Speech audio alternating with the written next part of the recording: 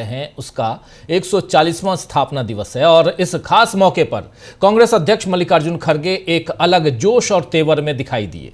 उन्होंने बीजेपी को साफ साफ बता दिया कि हमारे पास आज भले ही सत्ता नहीं है लेकिन हमारी रीढ़ सीधी है। आइए जरा आज के इस कार्यक्रम की शुरुआत करते हैं इसी बाइट से, इसी वक्तव्य से मल्लिकार्जुन खड़गे ने जो आज कहा है। पहले सुनते हैं फिर चर्चा आगे बढ़ाएंगे। सुनिए।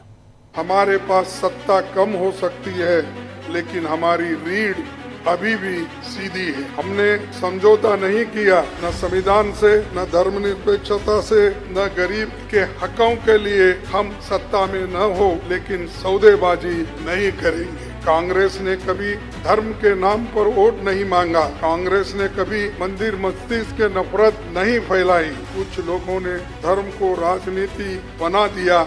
आज बीजेपी के पास सत्ता है लेकिन उनके पास सच्चाई नहीं है। इसीलिए कभी आंकड़े छुपाए जाते हैं, कभी जनगणना रोकी जाती है, कभी संविधान बदलने की बातें होती है। जो आज इतिहास पर भाषण दे रहे हैं उनके पूर्वज इतिहास से भाग रहे थे। कांग्रेस विचारधारा है और कांग्रेस विचारधारा कभी मरती नहीं। तो सुन रहे थे आप यहां साफ साफ मल्लिकार्जुन खड़गे अपनी बात रखते हुए कि हमारे पास भले सत्ता नहीं है लेकिन रीढ़ हमारी सीधी है, बैकबोन जिसको कहते हैं इंग्लिश में। दोस्तों, आप जानते हैं कि 2014 के बाद से न जाने कितनी बार कांग्रेस के खत्म होने के दावे किए जा चुके हैं। खुद प्रधानमंत्री मोदी पहले कांग्रेस मुक्त भारत की बात किया करते थे। अब उन्होंने ऐसा बोलना तो छोड़ दिया है लेकिन कांग्रेस को तोड़ने की उनकी कोशिशें लगातार जारी हैं। कांग्रेस को खत्म नहीं कर पाए तो उसके सांसदों विधायकों को तोड़ा, कांग्रेस की सरकार चुराई, कांग्रेस में बगावत के लिए लोगों को उकसाया और इसके लिए हर तरह के पैंतरे आजमाए। फिर भी कांग्रेस ने संविधान विरोधी ताकतों और सांप्रदायिक नफरत फैलाने वालों के खिलाफ बोलना नहीं छोड़ा।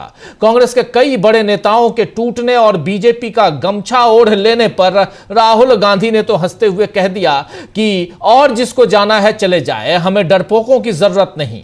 राहुल गांधी के ऐसे तेवर और कांग्रेस का दम के साथ खड़े रहना बीजेपी को परेशान करता रहा है। उस पर आज मल्लिकार्जुन खड़गे ने जिस तरह बीजेपी को दो टूक बता दिया है कि कांग्रेस का असली मतलब क्या है, उसमें अब बीजेपी का डर और बढ़ गया होगा। खड़गे ने कहा है कि हमारे नायकों ने हमें सिखाया है कि देश और जनता को सशक्त बनाने के लिए हमें लगातार काम करना है।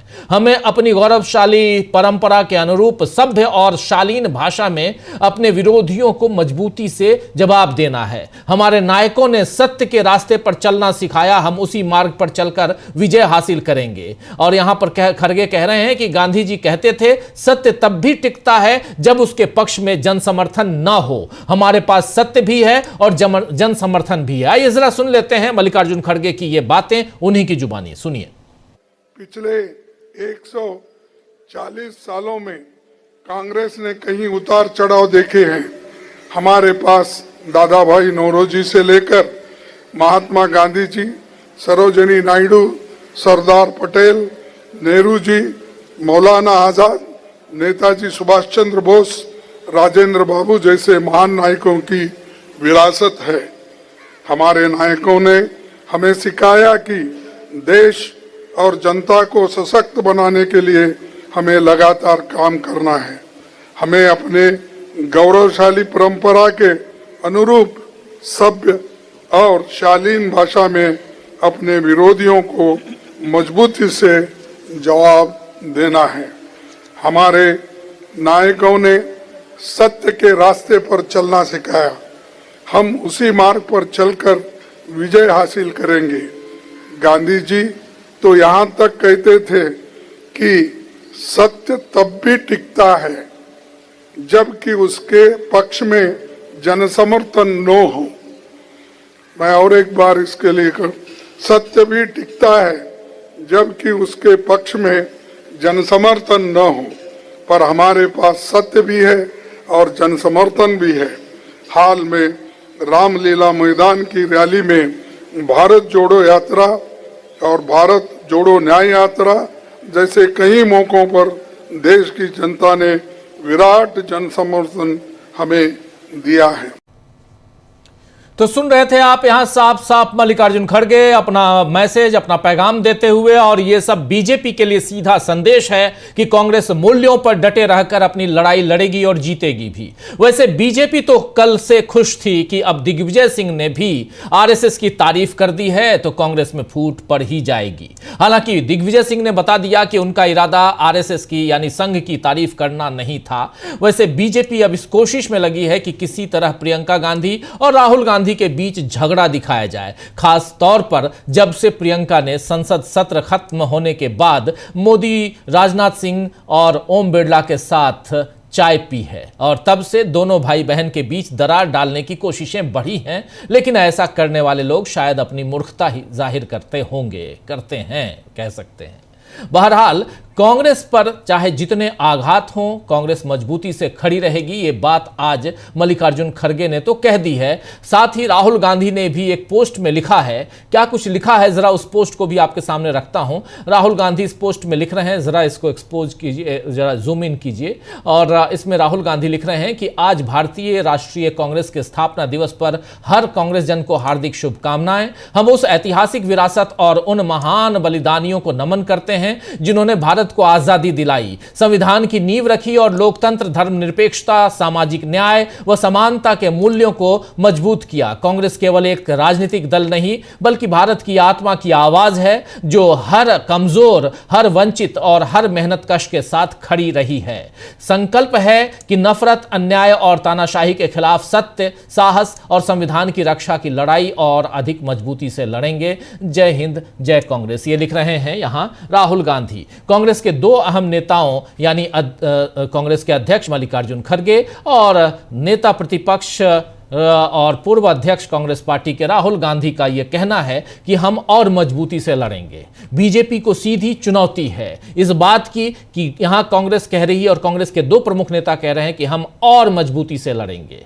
बीजेपी को यह खुशफहमी है कि वह कांग्रेस को हमेशा के लिए सत्ता से बाहर रखेगी, उसके हौसलों को पस्त करेगी। लेकिन अभी जिस तरह कांग्रेस ने मनरेगा और अरावली को बचाने के लिए अगले साल के शुरू से ही आंदोलन का ऐलान कर दिया है, उससे बीजेपी को समझ लेना चाहिए कि देश की राजनीति में केवल सत्ता ही मायने नहीं रखती है, बल्कि जनता यह भी जानती है कि सत्ता पर बैठे लोग उसके हक में बात करते हैं या नहीं। फिलहाल तो यही दिख रहा है कि जहां जनहित और संविधान की बात आती है वहां बीजेपी चुप हो जाती है और कांग्रेस ही उसकी रक्षा के लिए आगे आती है। कल सीडब्ल्यूसी की बैठक हुई थी और आज स्थापना दिवस। इन दो दिनों पर मल्लिकार्जुन खड़गे और राहुल गांधी दोनों ने ऐलान कर दिया है कि अब बीजेपी के अन्यायपूर्ण शासन और तानाशाही रवैये के खिलाफ लड़ाई और तेज होगी।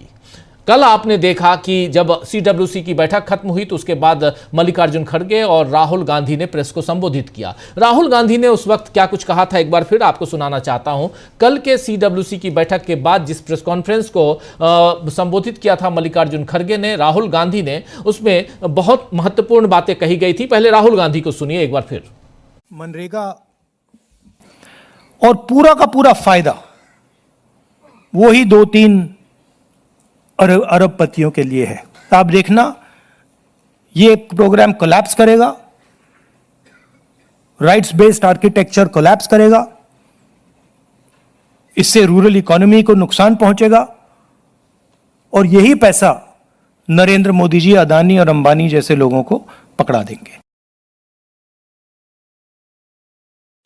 जी बिल्कुल, यहां पर आप कल सुन रहे थे, कल की बात, ये महत्वपूर्ण बात जो कह रहे थे राहुल गांधी बता रहे थे मनरेगा को लेकर। कल की मीटिंग थी, बहुत महत्वपूर्ण मीटिंग थी, लेकिन कल से लेकर आज तक कांग्रेस के अंदर हलचल मची हुई है और इस हलचल के बाद क्या कुछ निकल के आ रहा है। आज चर्चा यही करेंगे कि क्या मोदी कांग्रेस को रोक पाएंगे, मोदी क्या कांग्रेस को रोक पाएंगे। एक बड़ा सवाल है। इन सवालों के बीच बीजेपी को कैसे सीधी चुनौती यहां पर मिल रही है, इन दो सवालों के साथ इस चर्चा की शुरुआत करते हैं। हमारे साथ कुछ वरिष्ठ साथी जुड़े हुए हैं, उनसे पहले आपका परिचय करवाता हूं। देखिए इस वक्त हमारे साथ 5 वरिष्ठ साथी जुड़े हुए हैं। प्रफुल्ल कोलखियान जी हैं हमारे साथ, प्रेम कुमार जी हैं, जयशंकर जी हमारे साथ हैं, प्रशांत टंडन जी हैं और अमलेंदु उपाध्याय जी हैं। आप पांचों का स्वागत है, इस्तकबाल है। स्वागत इस्तकबाल आप तमाम दोस्त साथी शुभचिंतक आप सबका जो अब तक जुड़ चुके हैं, उनका भी, जो जुड़ने वाले हैं उनका भी। जरा सीधे आना चाहता हूं प्रेम कुमार जी आपके पास।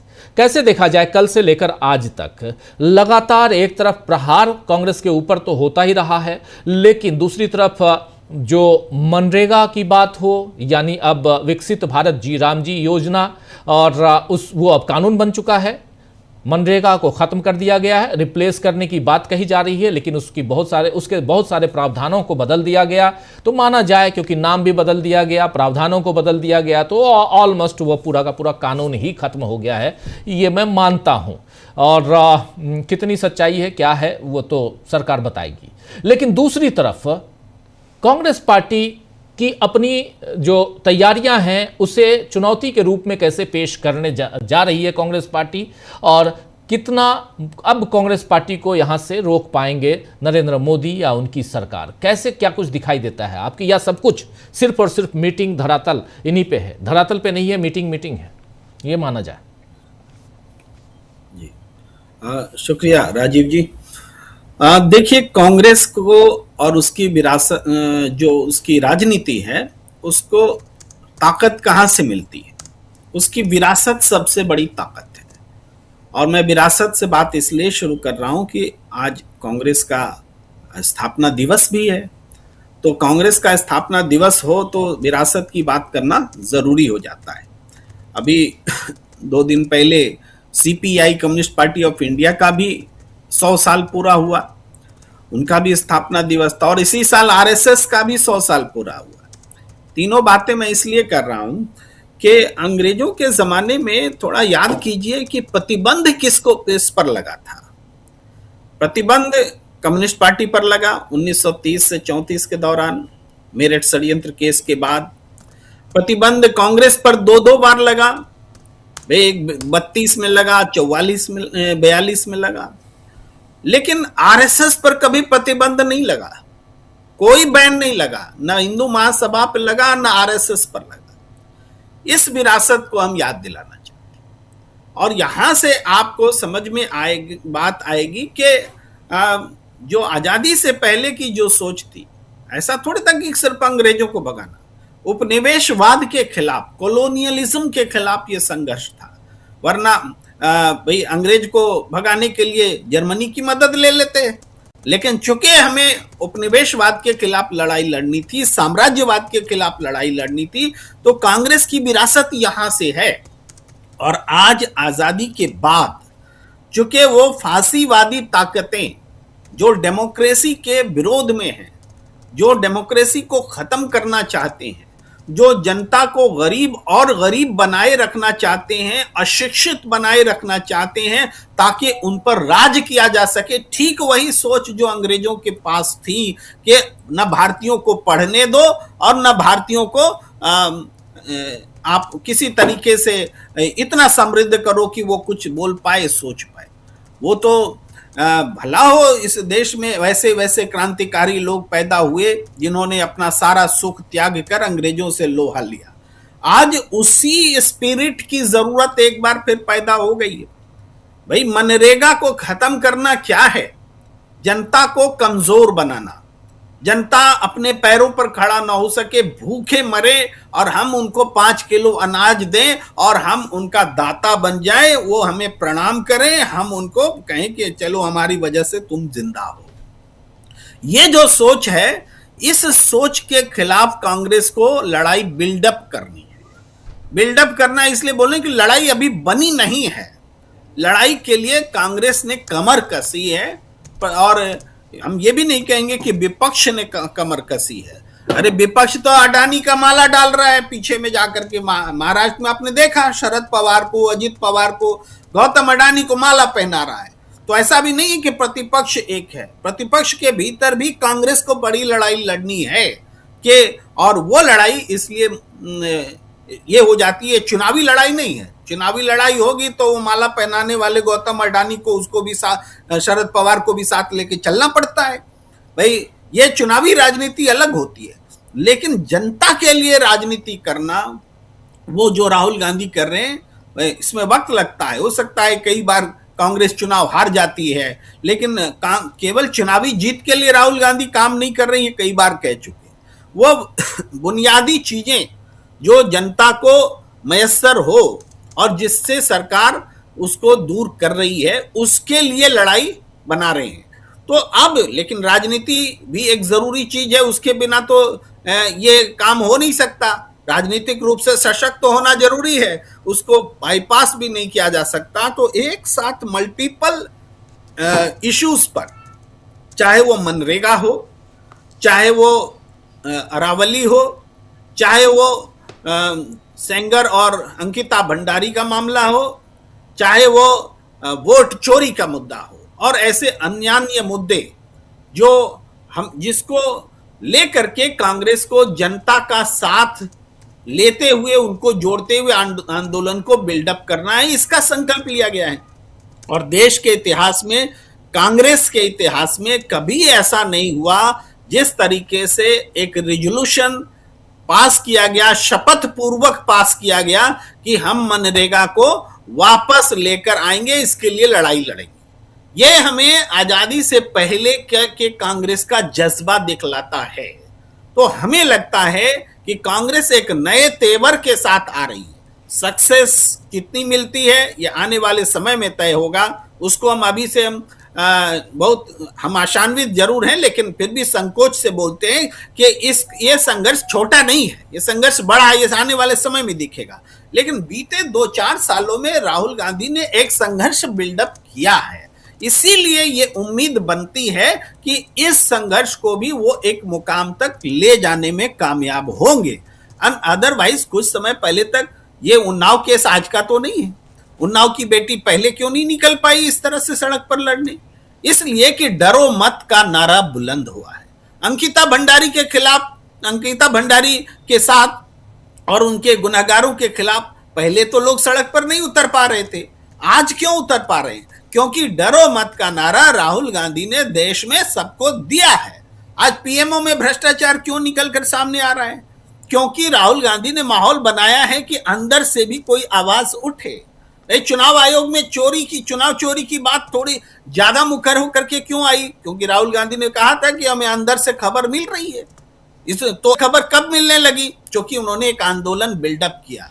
अरावली में लोग अरावली के मुद्दे पर सड़क पर हैं, तो इसका कारण है कि वो विश्वास राहुल गांधी ने और कांग्रेस ने बिल्डअप किया है, अर्जित किया है कि आने वाले समय में आंदोलन को एक नई ऊंचाई तक ले जा सके। और ये संकल्प लेना भी एक बड़े विश्वास की बात है।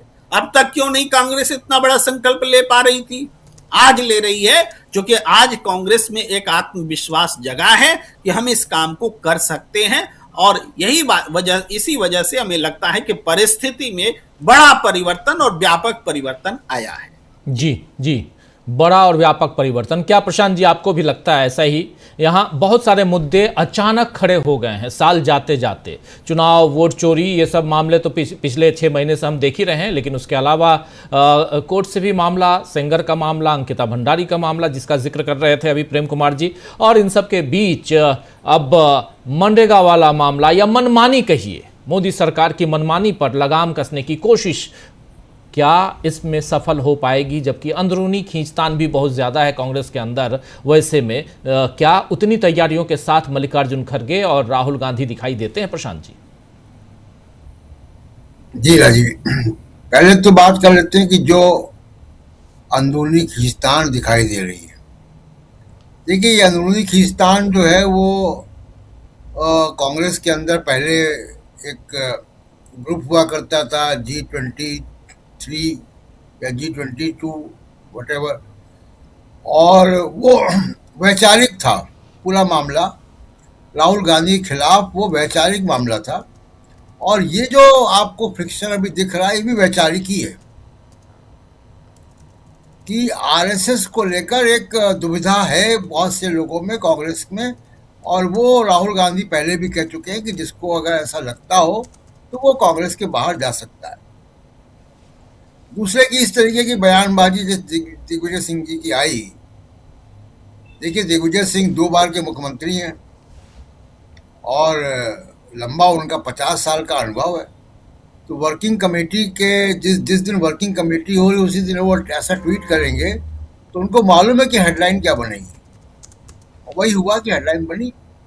तो ये सब उनको ये मालूम है। लेकिन इस खींचतान का कोई व्यापक असर दिखाई देगा कांग्रेस के फॉरवर्ड मार्च में, वो मुझे लगता नहीं।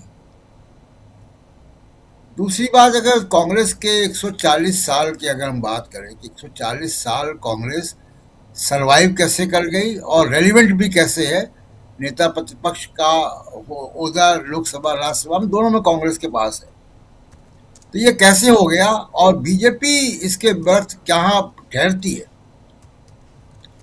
देखिए, आज जो बीजेपी है वो कॉरपोरेट के साथ अलायंस में है और इस देश में जो कुछ हो रहा है हिंदू मुसलमान सामाजिक वैमनस्य, वो कॉरपोरेट साजिश है।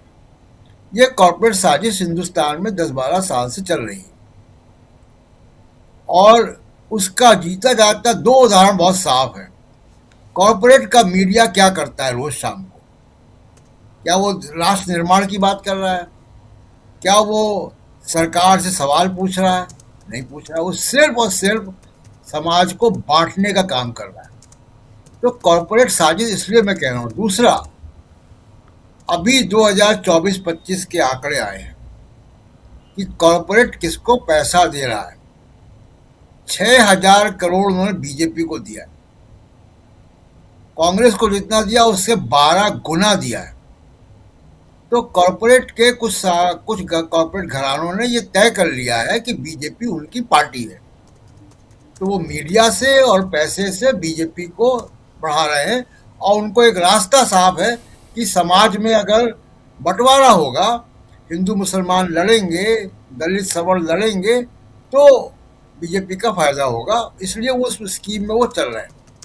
लेकिन जो आप बात कर रहे थे कि बीजेपी के अंदर अचानक ये कहाँ से खबरें आने लगी, पीएमओ से घोटाले की खबरें आ रही हैं, तमाम और घोटाले की खबरें आ रही हैं, ये कैसे हो रहा है?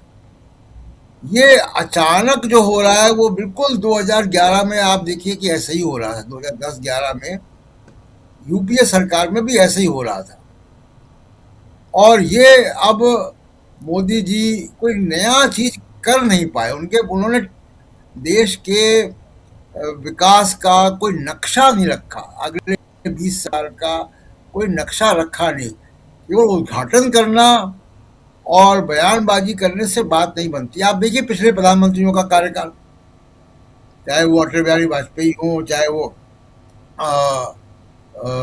राजीव गांधी हो, इंदिरा गांधी हो, सबने देश के भविष्य का एक नक्शा रखा। वो नक्शा मोदी जी के पास नहीं है। उनके 90% भाषण का 90% हिस्सा कांग्रेस के ऊपर होता है, विपक्षी ताकतों के ऊपर होता है और अब उनको अंदर से भी जो है वो एक चुनौती आ रही, जिसकी चर्चा मैं करूंगा बाद में। लेकिन कांग्रेस 140 साल तक बनी कैसे हुई है और कैसे रेलिवेंट है अभी भी पॉलिटिक्स में, उसकी स्वीकार्यता है, उसका बड़ा कारण है कांग्रेस का मध्य मार्ग। भारत तमाम भाषाओं, तमाम संस्कृतियों का देश है और उसमें मध्य मार्ग से ही कांग्रेस जो है वो आगे बढ़ सकती है। आप अगर वामपंथ को भी देखिएगा तो वामपंथ ने भारत के संविधान को स्वीकारा, लोकतांत्रिक व्यवस्था को स्वीकारा और उन्होंने मध्य मार्ग लिया। भारत का वामपंथ दुनिया के दूसरे वामपंथी पार्टियों से अलग है जी, लेकिन बीजेपी ने एक रास्ता ऐसा लिया है जो भारत की जो विविधता है, जो भारत की आत्मा है, उसके खिलाफ है। वो केवल उत्तर भारत में ही इसीलिए सीमित रह पाए और अभी भी उनका बीजेपी का जो रास्ता है वो संकुचित रास्ता है, वो संविधान को चुनौती देने वाला रास्ता है, वो भारत की विविधता को चुनौती देने वाला रास्ता है। हिंदू, हिंदी, हिंदुस्तान, इसको कैसे तमाम भारत के लोग कैसे स्वीकार कर लेंगे, सारे के सारे। तो ये बीजेपी का जो रास्ता है, इसलिए मैं कह रहा हूँ कि बीजेपी के लिए 140 साल अपनी उपयोगिता बनाए रखना ये बड़ा एक सवाल है जो बीजेपी को सोचना चाहिए कि आरएसएस बीजेपी दोनों एक अतिवाद की तरफ गए हैं। और दुनिया के इतिहास में आप देख लीजिए, वो अगर कोई एक्सट्रीम व्यू लेकर कोई पार्टियां चलती हैं वो बहुत लंबे समय तक नहीं रहती, चाहे वो वामपंथी पार्टियां ही क्यों ना हो, वो नहीं चल पाती। तो कांग्रेस ने जो 140 साल में और खासकर आज़ादी के बाद और तमाम चुनौतियां आई हैं।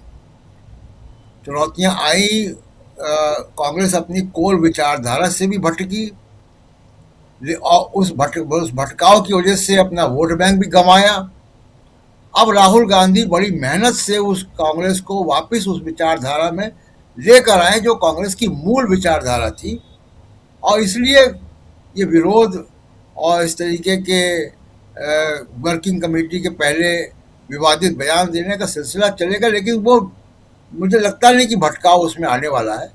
बिल्कुल राहुल गांधी इस मामले में इतने ट्रोल होने के बाद और इतना मोदी मीडिया का हमला होने के बाद, इतना सिस्टमैटिक आरएसएस का हमला होने के बाद भी अगर राहुल गांधी अपनी जगह पर टिके हुए हैं पिछले 15 साल से, तो इस तरीके के बयानों से तो टिकेंगे नहीं वो। तो मूल बात यह है कि राजीव जी की बीजेपी क्या इतने लंबे समय तक अपनी उपयोगिता बनाए रख सकती है? बीजेपी का रोड मैप क्लियर दिखता नहीं है। मोदी के बाद बीजेपी क्या होगी किसी को पता नहीं, आरएसएस को भी नहीं पता, ना बीजेपी को पता।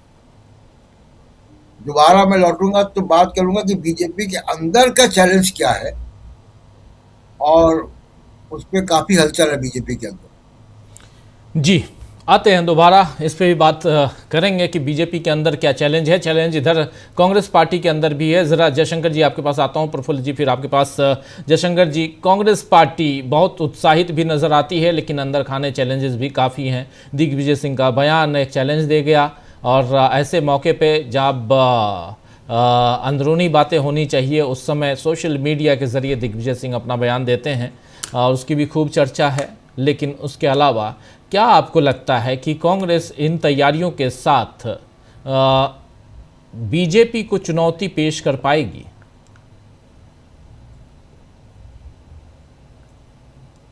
सबसे पहले तो कांग्रेस को उसकी 140वीं कही है, 141वीं वर्षगांठ मुबारक हो। बहुत लंबा अतीत रहा है, बहुत लंबी विरासत है। उस पर कांग्रेस अगर चले तो बहुत बात बन सकती है, अगर विरासत के मुद्दों को लेकर के भी चले। अभी प्रेम कुमार बता रहे थे कि आरएसएस का 100 साल भी पूरा हो रहा है, कम्युनिस्ट पार्टी का भी 100 साल पूरा हो रहा है। तो कांग्रेस तो उस समय जो बनी थी 1885 में जो बनी थी, उस समय की कांग्रेस तो एक तरह से कुलीन वर्ग, राजाओं नवाबों की पार्टी होती थी कांग्रेस। लेकिन जब गांधी आए हैं 1920 में लाइमलाइट में, और जब उन्होंने कांग्रेस को एक नई दिशा मोड़ने का काम किया, अछूतोद्धार की बात, अस्पृश्यता के खिलाफ, दलितों को, पिछड़ों को, अल्पसंख्यकों को, महिलाओं को, जो समाज के दबे कुचले और बहिष्कृत या वंचित तबके थे, उनको कांग्रेस की मुख्यधारा से जोड़ना शुरू किया। आपको याद होगा कि उसी के बाद कांग्रेस से निकल करके हेडगेवार और इन लोगों ने मिलकर के आरएसएस की स्थापना की थी। तो इनकी स्थापना जो है बेसिकली दलित, ओबीसी, अल्पसंख्यक, इन तबकों को मुख्यधारा में लाने, उनको विशेष अवसर देने की बातें करने के विरोध में हुआ था। और वो एक वैचारिक संघर्ष चलता ही रहा है, दिखाने के लिए। तो चूंकि उनके पास एक सामने विलेन होना चाहिए, तो अल्पसंख्यकों में मुसलमान, अभी देखिए इस बार तो क्रिसमस पे ईसाई भी टारगेट पे आ गए। जिस तरह से सांता क्लॉज की तोड़ा गया, मूर्तियों को उसको तोड़ा गया, पंडालों को या उनके जो सजावट थे वो उसके खिलाफ ये की हुड़दंगई की गई, हनुमान चालीसा जाके गाया गया। पहले मस्जिदों के सामने होता था, इस बार चर्च के सामने भी शुरू कर दिया लोगों ने। तो उनका जो गोलवलकर ने उस समय जो कहा था कि हमारे अंदरूनी दुश्मन कम्युनिस्ट और अल्पसंख्यक हैं, तो अभी भी उसी लाइन पे चल रहे हैं वो, उसमें कहीं कोई दो राय नहीं है। दूसरी बात यह है कि देखिए, जैसे मित्र लोग कह रहे थे कि भाजपा के लिए चुनौती या ये की बात, देखिए एक बात तो यह है कि मोदी जी नहीं रहेंगे तो क्या होगा, ये तो पता नहीं। नेहरू जी नहीं रहे तो उसके बाद क्या हुआ, ये तो एक अटकल की बात है। लेकिन चूंकि ये विचार शून्य लोग हैं, जिस दिन सांप्रदायिक ध्रुवीकरण के मुद्दों को कांग्रेस ने काट लिया, खत्म कर दिया, उस दिन ये हैसियत पे आ जाएंगे, क्योंकि इनके पास न तो कोई विदेश नीति है, न कोई शिक्षा नीति है, न कोई अर्थनीति है। आज देश जो है कंगाली की अर्थव्यवस्था के रूप में बदल चुका है। जितना जीडीपी है उसका बहुत बड़ा हिस्सा हम विदेशीकरण ऋण से दबे हुए हैं। रुपया हमारा एकदम रसातल की तरफ चला जा चुका है। ये सारी चीजें हो रही हैं इन इशूज को लेकर के, जैसे अभी कहा ना कि वोट चोरी और क्या क्या इशू है, मनरेगा के खिलाफ आंदोलन या अरावली की जो लूट हो रही है जिस ढंग से, उसके खिलाफ जो आंदोलन हो रहा है, उसी तरह से अंकिता भंडारी और उन्नाव की बेटी का मामला है। आपको याद होगा कि एक निर्भया कांड ने पूरी सत्ता को हिला दिया था। जिस ढंग से सिविल सोसाइटी सड़क पे आ गई थी, आज दुर्भाग्य है, आज सिविल सोसाइटी के लोग पता नहीं कहाँ सोए हुए हैं, समझ में नहीं आ रहा है कि उन्नाव की बेटी को न्याय, हाथरस की बेटी न्याय के लिए तड़पती रह गई, उसको कुछ नहीं हुआ। उन्नाव की बेटी को भी न्याय नहीं मिल पा रहा है। और उत्तराखंड की बेटी अंकिता भंडारी, उसके साथ जो हुआ, जो बातें खुल करके आ रही हैं, सामने आ रही हैं, ये वीवीआईपी भारतीय जनता पार्टी के उनको परोसने की बात की गई थी, गैंग रेप की बात हुई थी, उसका मना किया तो उसकी हत्या कर दी गई।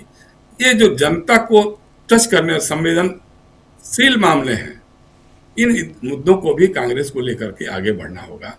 दूसरा ये कि 52 से लेकर के 71 और उसके बाद फिर 80 से लेके 89 या फिर 2089 के बाद 90 के बाद फिर ये क्या बोलते हैं 1999 ना, हाँ 1996 तक 96 तक था, 95-96 तक था, तो कांग्रेस की सत्ता रही। फिर मनमोहन सिंह के जमाने में यूपीए की सत्ता रही, तो कांग्रेस का एक सत्तारूढ़ चरित्र बन गया।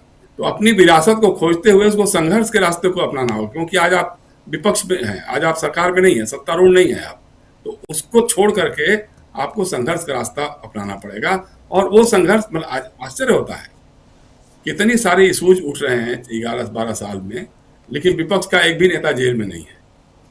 कहीं कोई संघर्ष, कहीं कोई कार्यकर्ताओं का कुछ उस ढंग से जेल भरो अभियान हो या संघर्ष हो, ठीक है, बयान दे दिया आपने, धरना प्रदर्शन निकाल कर दिया, हो गया, चलेगा, नमस्कार हो गया, लेकिन उसके लिए आपको जाकर के कटिबद्ध रूप से, प्रतिबद्ध रूप से जेलों को भरना होगा। उस समय का विपक्ष, अब आश्चर्य है कि जिस ढंग से पहले विपक्ष सरकार के खिलाफ आक्रामक होता था, आज सरकार विपक्ष के खिलाफ आक्रामक है। मतलब इससे बड़ी हंसी की बात कुछ हो नहीं सकती है कि 12 साल सरकार चलाते हुए हो गया और वो विपक्ष नेहरू और इंदिरा गांधी और आपातकाल इस सब की बातें हो रही हैं। तो दरअसल बात यह है, तो इसलिए कांग्रेस को, और दूसरी बात यह है कि जो देखिए जब विपक्ष में आप होते हैं तो सरकार के बहुत सारे तंत्र यंत्र होते हैं जिसके चलते वो विपक्ष में फूट डालो, इस तरह की बातें करो, ये सब लोग करते हैं। जैसे अब मान लीजिए प्रियंका गांधी की बात आ गई कि साहब वो उनका मिलना प्रधानमंत्री से या इनसे राजनाथ सिंह से और ओम बिरला से, भाई कांग्रेस उस विरासत की पार्टी है जो विपक्ष को भी साथ में लेकर चलती थी और बात करती थी, आपस में मिलना जुलना होता था। तो अगर प्रियंका गांधी गई तो उसमें बुरा क्या है, लेकिन हाँ भाजपाइयों को बुरा लग सकता है, क्योंकि उनको सोच भी नहीं सकते कि विपक्ष की एक बड़ी नेता जो है वो उनके साथ बैठ करके बात कर सकती है, उनके साथ चाय पी सकती है, उनके सोच में नहीं है। तो इसलिए उसको देखना। अच्छा, दूसरा दिग्विजय सिंह जैसे लोग जिनका बयान आया है, इस तरह की बातें चलेंगी, बीच बीच में आती रहेंगी, और उस पर उनसे ही पूछना चाहिए कि भाई साहब आपने जो बयान दिया उसका क्या मतलब।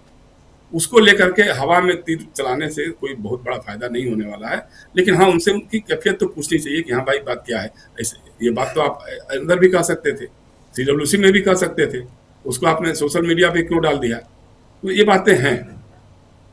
और दूसरा चीज ये है कि कांग्रेस को रास्ता अपना अपनाना होगा। जैसे मैंने बार बार लगातार मैं कहते आ रहा हूँ, जब कांग्रेस अध्यक्ष बने थे राहुल गांधी, उस समय भी दैनिक भास्कर में मैंने लेख लिखा था कि राहुल गांधी को अपने सोच की कांग्रेस बनानी पड़ेगी।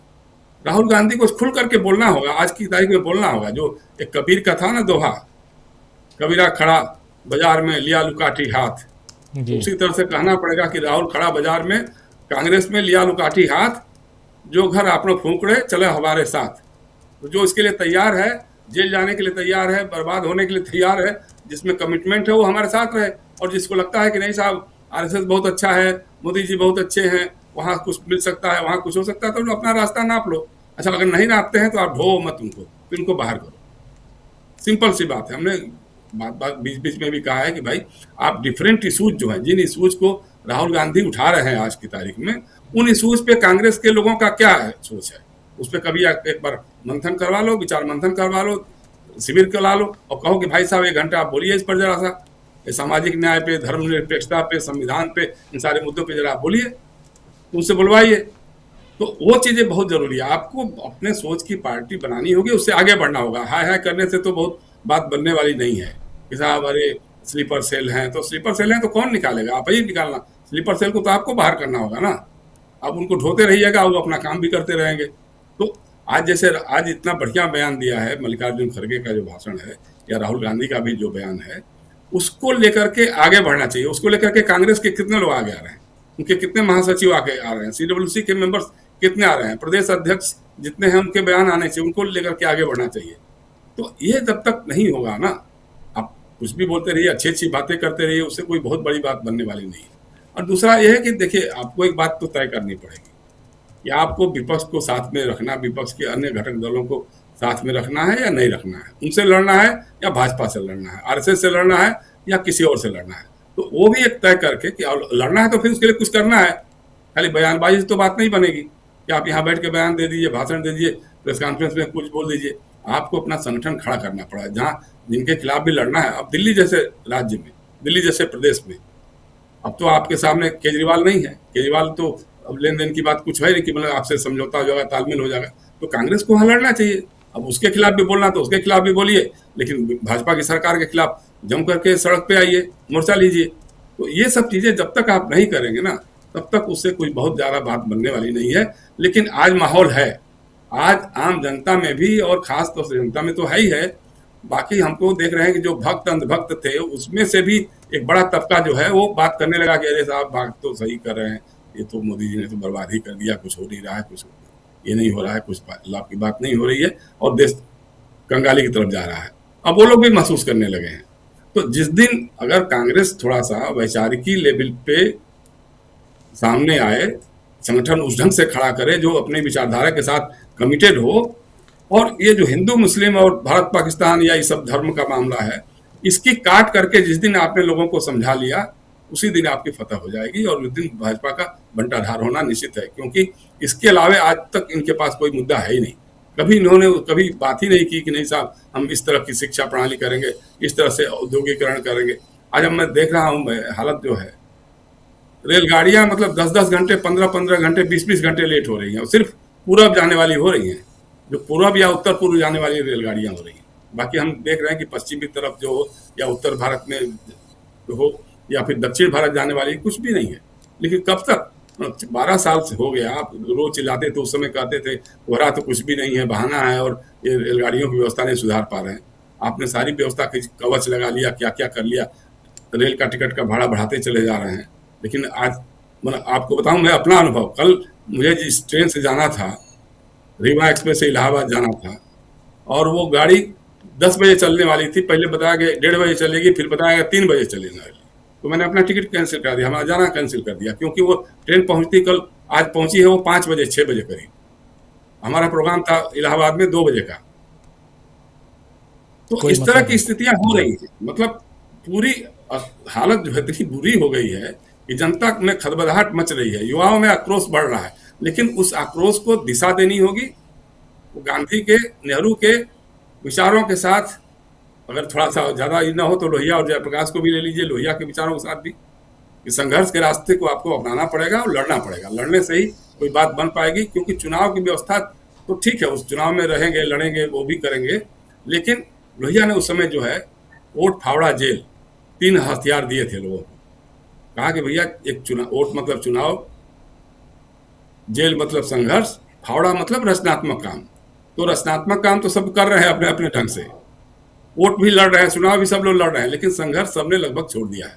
चाहे जो भी पार्टी हो, चाहे कांग्रेस हो, समाजवादी पार्टी हो, राजद हो, ममता की पार्टी हो, शरद पवार की पार्टी हो, DMK हो, कोई भी, मतलब उस ढंग से जो केंद्र जिस ढंग से आज कर रहा है, गांधी को जिस तरह से खारिज करने की कोशिश की जा रही है, मनरेगा का जो हाल किया जा रहा है, इसको लेकर के सबको लामबंद होकर के सड़क पे आना चाहिए, संघर्ष करना चाहिए, और जरूरत पड़े तो जेलों को भरना भी चाहिए। यही मेरे ख्याल से एक बड़ा रास्ता है। और कांग्रेस के लिए सबसे बड़ी चुनौती, या भाजपा के लिए भी सबसे बड़ी चुनौती हो जाएगी अगर ये काम शुरू हो गया तो। लेकिन तरीका अहिंसक हो, गांधीवादी हो। जी राजीव। जी बिल्कुल बिल्कुल सही आप कह रहे हैं, अहिंसक होना चाहिए। और लेकिन कांग्रेस की तैयारियां कितनी मजबूती के साथ यहां दिखती हैं, क्योंकि 2 दिनों से कांग्रेस में अंदर खाने उथल पुथल है।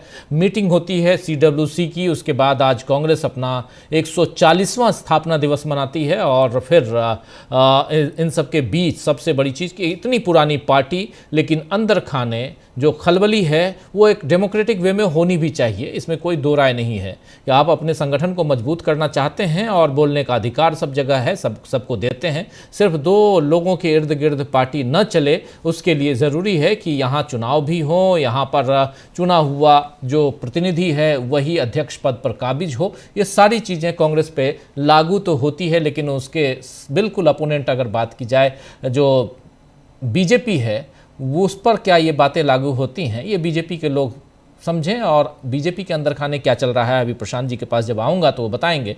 लेकिन उससे पहले कांग्रेस के अंदर जो कुछ चल रहा है वो कितना उचित है, किस दिशा में जा रहा है, ये समझते हैं। प्रफुल्ल जी, कैसे देखते हैं आप? आज कांग्रेस के स्थापना दिवस पर कांग्रेस जनों को बधाई और इस देश को भी बधाई। देखिए, जब हम कांग्रेस को याद करते हैं तो मुझे लगता है कि आज की राजनीति को इतिहास के आईने से देखने की भी जरूरत है। सभी ब्रिटिशर्स एक जैसे नहीं थे।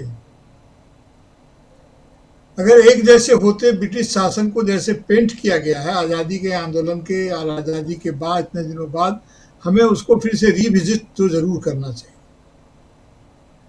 अगर मैकाले की शिक्षा पद्धति नहीं आई होती तो वो शिक्षा पद्धति नहीं आती जो स्वतंत्रता के स्वाद की तरफ भारतीय मनीषाओं और भारतीय बुद्धिजीवियों और उस समय के लोगों को ले जा रही थी। या जो नवजागरण की बात आ रही थी, जो यहाँ पर राजा राम मोहन राय, इस संदर्भ से हम देखते हैं, बाद में इसको और विकसित होता हुआ देखते हैं।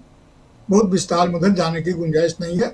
तो शिक्षा के प्रति भी उनका ध्यान था। इसी शिक्षा को तो कांग्रेस के कुछ लोग इसका विरोध कर रहे थे। तिलक जी विरोध कर रहे थे, कहते कुल भी बच्चों को शिक्षा का अधिकार नहीं है, उनको वो शिक्षा नहीं मिलनी चाहिए। तो कुल भी बच्चों के लिए वो कह रहे थे। तो थोड़ा ब्रिटिश को उसके आईने से देखना चाहिए। A.O. ह्यूम को जरूर याद किया जाना चाहिए, जो कम उम्र में एटा के DM थे, ICS थे, बंगाल प्रोविंशियल के, जहाँ मैं बैठा हुआ हूँ इसी के वो थे, बंगाल ICS सर्विस कमीशन के थे और एटाक में वो नियुक्त थे। 1857 की क्रांति उन्होंने देखी थी। हालांकि वो काफ़ी अंग्रेजों में भी लोकप्रिय नहीं थे, क्योंकि यहाँ के देशी लोगों से घुल मिल जाते थे, यहाँ पर सुधार वगैरह की कोशिश करते रहते थे। तो लेकिन 1857 की क्रांति उन्होंने देखी थी और उनके बाद लगातार जो है सो उनको अपनी भी जान बड़ी मुश्किल से बचानी पड़ी। 1800 जब वो रिटायर हो गए 1883-82 में शायद, तो रिटायर हो गए। तो रिटायर होने के बाद जब उन्होंने कांग्रेस जनों को, दादा भाई नौरोजी को याद किया जाना चाहिए, फिरोज शाह मेहता को याद किया जाना चाहिए, ऐसे उमेश चंद्र बनर्जी को याद किया जाना चाहिए, ऐसे बहुत सारे लोगों को उन्होंने खत लिखा और सबको इकट्ठा किया और बॉम्बे में मुलाकात हुई, कांग्रेस का गठन हुआ। और A.O. ह्यूम कांग्रेस के पहले महासचिव थे। आज जयशंकर सर महासचिवों की भूमिका की बात कर रहे थे, पहले महासचिव थे। इसलिए एक ही नजरिए से हम नहीं देख सकते हैं, पहली बात। दूसरी बात ये कि देखिए कि 1885 में हुआ, लेकिन 1905 आते आते कांग्रेस का विभाजन हो गया, इसका बंग भंग हो गया।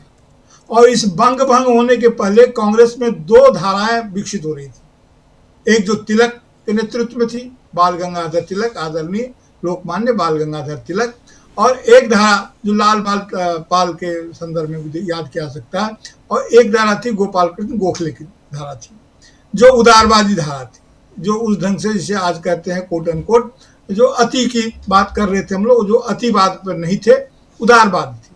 तो उदारवाद की धारा इनके माध्यम से हो रहा था, गोपाल कृष्ण गोखले के माध्यम से। तो 1905 में बंग भंग का विरोध शुरू हुआ और 1906 में जी कलकत्ता अधिवेशन में कांग्रेस में काफी उठापटक हुई और उठापटक में 1906 में ही मुस्लिम लीग का भी गठन हो गया। और आप जानते हैं कि 1907 में जो सूरत का स्प्लिट हुआ, सूरत में कांग्रेस का विभाजन हुआ, कांग्रेस के अध्यक्ष सुरेंद्रनाथ बनर्जी पर जूते फेंके, अतिवादियों ने ही फेंके, कांग्रेस के ही अतिवादियों ने फेंके। हाँ, यह भी हुआ कि तिलक को भी बोलने नहीं दिया गया और फिर अतिवादियों ने मॉडरेट्स को कांग्रेस से निकाल दिया। इस बात का हमें याद रखना होगा। जब कांग्रेस निकल गया तो कांग्रेस ने फिर से अपने आप को गठित किया, लेकिन और ये आंदोलन चलता रहा। ये हुआ 1907 में सूरत में, लेकिन लखनऊ में क्या हुआ 1916 में? गांधी जी 1915 में भारत आए थे। 1916 में एनी बेसेंट सक्रिय हुई और तिलक जी से भी उनकी बातचीत हुई और फिर कांग्रेस में पुनर्मिलन हुआ, फिर से कांग्रेस एक हो गया। इसमें मुस्लिम लीग भी उसमें शामिल हो गई और इसी वातावरण में गांधी जी आए। गांधी जी जब आए तो गांधी जी पहले गोखले से मिले और कांग्रेस में इस पुनर्मिलन के बावजूद काफी 1916 में जब पुनर्मिलन हुआ उसके बावजूद गोखले इस बात को समझ रहे थे कि अतिवादियों का दबाव कांग्रेस पर है, एक्सट्रीमिस्टों का दबाव कांग्रेस पर है। तो गांधी जी को उन्होंने यही कहा कि पहले तुम दोनों में से कौन सही है, मैं सही हूं या तिलक सही है, पहले जाकर के तुम भारत को घूम करके देखाओ। वो भारत घूमने चले गए, भारत घूमते रहे। ऐसे अभी राहुल गांधी ने भी भारत घूम करके भारत जोड़ो यात्रा, भारत जोड़ो न्याय यात्रा उन्होंने की। तो जब वो घूम करके आए, घूम के आने के बाद जब 1915 में वो आए तो 1917 में उन्होंने आंदोलन शुरू किया जिसे हम चंपारण का आंदोलन कहते हैं। और गांधी जी ने सत्य अहिंसा का आधार लिया, क्योंकि घूमते हुए गांधी जी ये बात तो समझ गए थे कि 1857 की क्रांति के प्रति इस देश की जनता का रुख बहुत ही सकारात्मक है, लेकिन ये देश की जनता चाहती है कि बिना किसी भारी उथल पुथल और हिंसा के आज़ादी की लड़ाई को लड़ा जाना चाहिए, आज़ादी हासिल की जानी चाहिए। क्योंकि उन्होंने 1857 की क्रांति या सिपाही विद्रोह जो भी कह लें, उसके बाद अंग्रेजी शासन के दमन को देखा था, जो शांतिप्रिय लोगों का कितना दमन होता है। तो गांधी जी ने यह बात समझ ली कि सत्य और अहिंसा ही हमारा टूल हो सकता है और अंग्रेजों के साथ हम प्रेयर पिटीशन की जो शब्दावली अतिवादी यूज करते थे कि कांग्रेस को प्रेयर पिटीशन की पार्टी नहीं बननी चाहिए, तो गांधी जी ने यह महसूस किया कि प्रेयर पिटीशन और कॉन्स्टिट्यूशनलिज्म यानी कि कानून की लड़ाई, सभी कानूनविद थे, वकील थे, तो उन्होंने वो लड़ाई से शुरू की। और 1917 में जब चंपारण का आंदोलन शुरू हुआ, वहां से गांधी जी की बात खिलनी शुरू हुई और वहां उन्होंने जो गोखले जी के कहने पर उन्होंने भारत को देखा था और भारत की इन भावनाओं को महसूस किया था, तब वो लगातार आगे बढ़ते रहे। और इस पुनर्मिलन के बाद कांग्रेस में अतिवादियों का स्वर धीरे धीरे कमजोर होता गया, लेकिन वह स्वर बीच बीच में उठता रहता है। एक हुक है जो उठती रहती है कांग्रेस के भीतर भी। और ये तमाम लोग समझ गए, अतिवादी लोग समझ गए कि ऐसा करना संभव नहीं है, कांग्रेस को अपने रास्ते चलाना संभव नहीं है। उसके बाद फिर नेहरू जी आए, पटेल आए और बहुत सारे लोग आए, स्वतंत्रता आंदोलन के इतने सारे इतिहास आए, कांग्रेस टूटी बिखरी। फिर आजादी के बाद भी जब बैंक नेशनलाइजेशन हुआ, जब राष्ट्रीयकरण की चीजें, मैं समझना चाहता हूँ, ये तो इतिहास के पन्ने हैं और ये सब जानते हैं। मैं थोड़ा सा जी मैं आज के संदर्भ में आना चाहता हूं, जल्दी से प्रफुल्ल जी। जी मैं 30 सेकंड मुझे समय दीजिए। जब बैंक नेशनलाइजेशन हुआ तब भी कांग्रेस के भीतर उसके विरोध की आवाज आई थी, इंदिरा गांधी कांग्रेस टूट गई राष्ट्रीयकरण के समय में। जब और बहुत सारे प्रीवी पर्स खत्म किया गया तब कांग्रेस टूटने लगी। तो कांग्रेस के टूटन की तो होती है। आज की जो हालत है, जो कांग्रेस ने जो ये बात जो कही है कि हमारी रीढ़ सीधी है, स्पाइनल कॉर्ड हमारा आज भी काम करता है, ये बहुत बड़ी बात है। इस बात को लेकर के और मनरेगा को लेकर के जिस ढंग से किया जा रहा है उसके विरोध में कांग्रेस खड़ी है। रही बात, कांग्रेस में भी सोशल फोरम हुआ करता था, सीएसपी की याद की जानी चाहिए। कांग्रेस सोशलिस्ट पार्टी कांग्रेस के भीतर ही हुआ करती थी, बाद में किस प्रकार से अलग हुई और गैर कांग्रेसवाद का नारा आया, उसका आज हासिल मुकाम क्या है, इस बात का भी विश्लेषण और करना चाहिए। आज की जो स्थिति है इसमें कांग्रेस निश्चित रूप से पूरी ताकत के साथ खड़ी है, लड़ने की कोशिश कर रही है और लड़ेगी और आगे बढ़ेगी और मोदी इस कांग्रेस को रोक नहीं पाएंगे, क्योंकि ये इनके डीएनए में जो चीज है, जो संघर्ष की चीज है, आज न कल जनता इनकी इस आवाज को, इस बात को समझेगी। और इतिहास को चूंकि इतनी चर्चा इसलिए जरूरी है कि इतिहास को ये विकृत करते हैं और जब हम विरासत की बात करते हैं तो वह इतिहास निरपेक्ष नहीं हो सकता है। सच्चाई तो ये है प्रफुल्ल जी कि पिछले 12 साल से कांग्रेस सत्ता से बाहर है। हम जब विश्लेषण कर रहे हैं तो इस बात को क्यों नज़रअंदाज करें कि मोदी जी जो भी कर रहे हों, लेकिन आज कांग्रेस सत्ता से बाहर है। 2024 के चुनाव में भी सत्ता पे काबिज नहीं हो पाई और कई राज्यों में सत्ता से बाहर होती गई। बिहार जैसे राज्य में 20 साल से नीतीश कुमार और इस बार बम्पर सीटों के साथ जीत के आते हैं।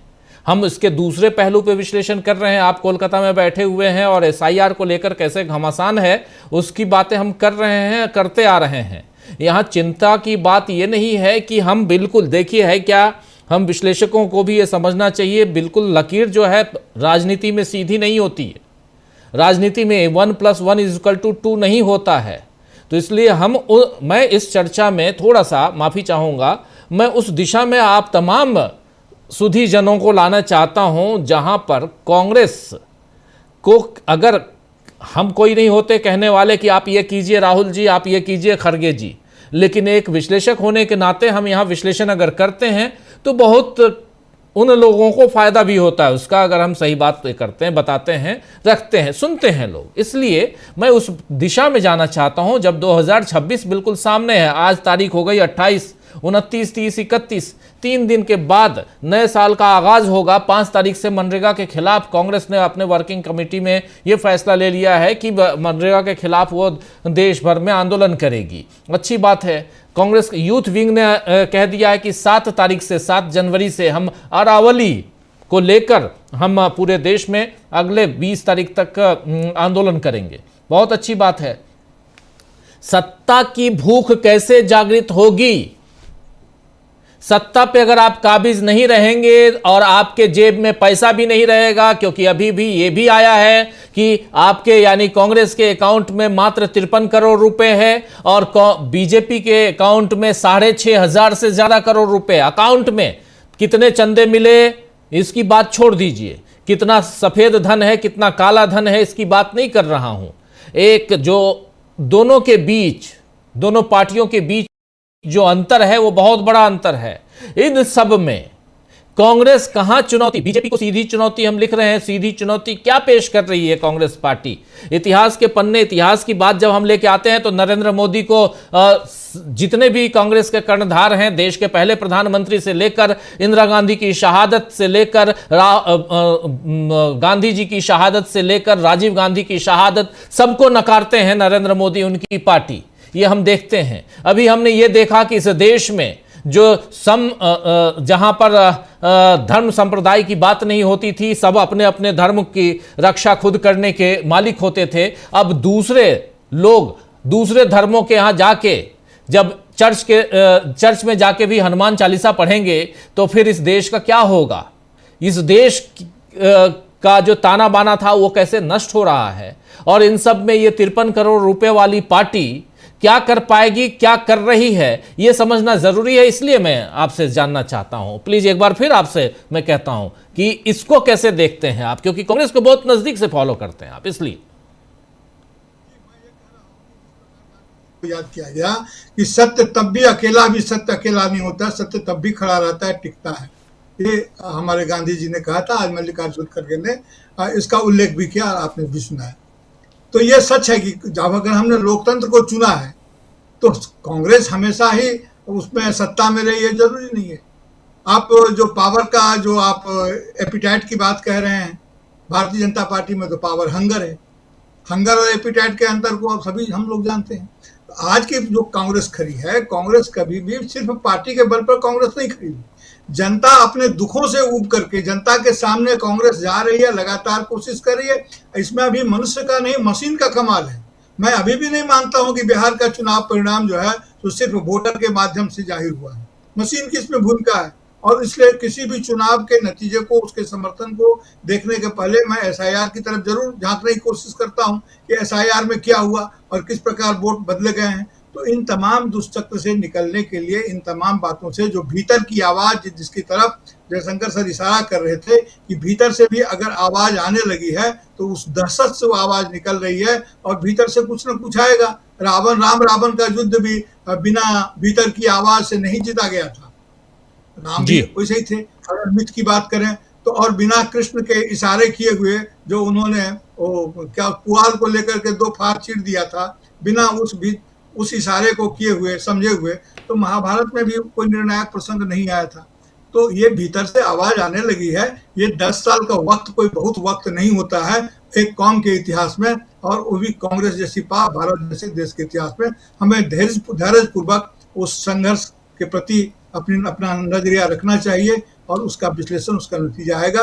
लोगों के सामने झूठ अपने आप को बेनकाब करता है और सच तो रहता ही है सबके सामने। लोग इस बात को समझेंगे, महसूस करेंगे और ये दिन बदलेगा। कांग्रेस में भी वो हैपिटाइट है।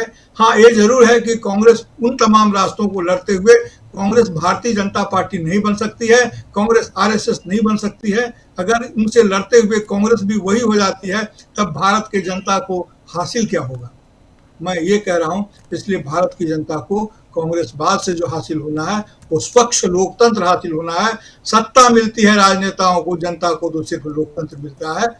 सत्ता मिल गई, मोदी जी को जनता का लोकतंत्र छिन गया। यह स्थिति बदलनी चाहिए और इसके लिए हमें संघर्ष करने होगा। लोगों को पता होना चाहिए और लोग कांग्रेस के साथ आएंगे। मैं फिर कहूँ कि सीएसपी को याद किया जाना चाहिए किस प्रकार सीएसपी वालों ने गैर कांग्रेसवाद का नारा दिया था, एक खास परिस्थिति में दिया था। उसका नतीजा क्या हुआ, इसका राजनीतिक विश्लेषण उन लोगों को करना चाहिए। जी जी बिल्कुल।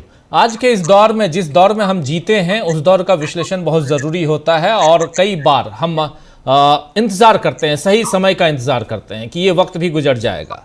वक्त गुजर जाएगा, बिल्कुल सही है, लेकिन हाथ पर हाथ धरे रख के वक्त गुजरेगा अगर, तो बहुत समय लगेगा। हम लोग रशिया का उदाहरण देख रहे हैं। मैं उस समय मैं जब गया था रूस, उस समय सोवियत संघ था।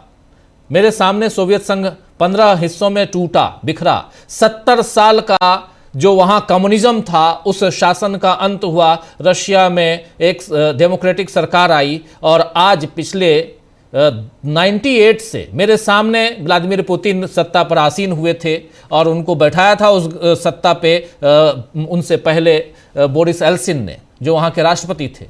और बोरिस एल्सिन के बाद ये बैठते हैं, खुद लेके आते हैं बोरिस एल्सिन, इनको बैठाते हैं और आज तारीख 28 दिसंबर 2025, आज भी सत्ता पर वही काबिज हैं, पुतिन साहब काबिज हैं।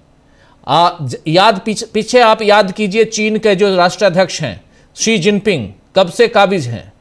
आप याद कीजिए, अभी पिछले दिनों नॉर्थ कोरिया का जिक्र आता है, वो कब से हैं। तो ये धीरे धीरे उस दिशा में, अगर 10 साल कुछ नहीं हुआ, 10 से 15वें साल में हम जा रहे हैं प्रफुल्ल जी, 10 से 15 यानी 24 से 29 में भी मोदी का शासन है। मध्यावधि की कोई बात यहाँ नजर नहीं आ रही है, और अगर मध्यावधि की बात भी आती है तो उससे पहले चुनाव। मैं जिस दिशा में लेके जाना चाहता हूं इस चर्चा को, न्यूज पॉइंट को, जरा उसको आप सब, हमारे तमाम सुधीजन, आप लोग समझने की कोशिश कीजिए कि एक पॉइंट और रखता हूं आप लोगों के सामने। अमलेंदु जी आपके पास आता हूं, फिर आप तमाम साथियों के बीच आता हूं, फिर प्रेम कुमार जी, जैसे हम लोग क्रमवार चल रहे हैं। राहुल गांधी ने 3 एक्सपोज किए, 3 बहुत बड़ी प्रेस कॉन्फ्रेंस राहुल गांधी ने की और तीनों में एटम बम, परमाणु बम, हाइड्रोजन बम सब कहा उन्होंने। सीधे चुनाव की चोरी का आरोप लगाया।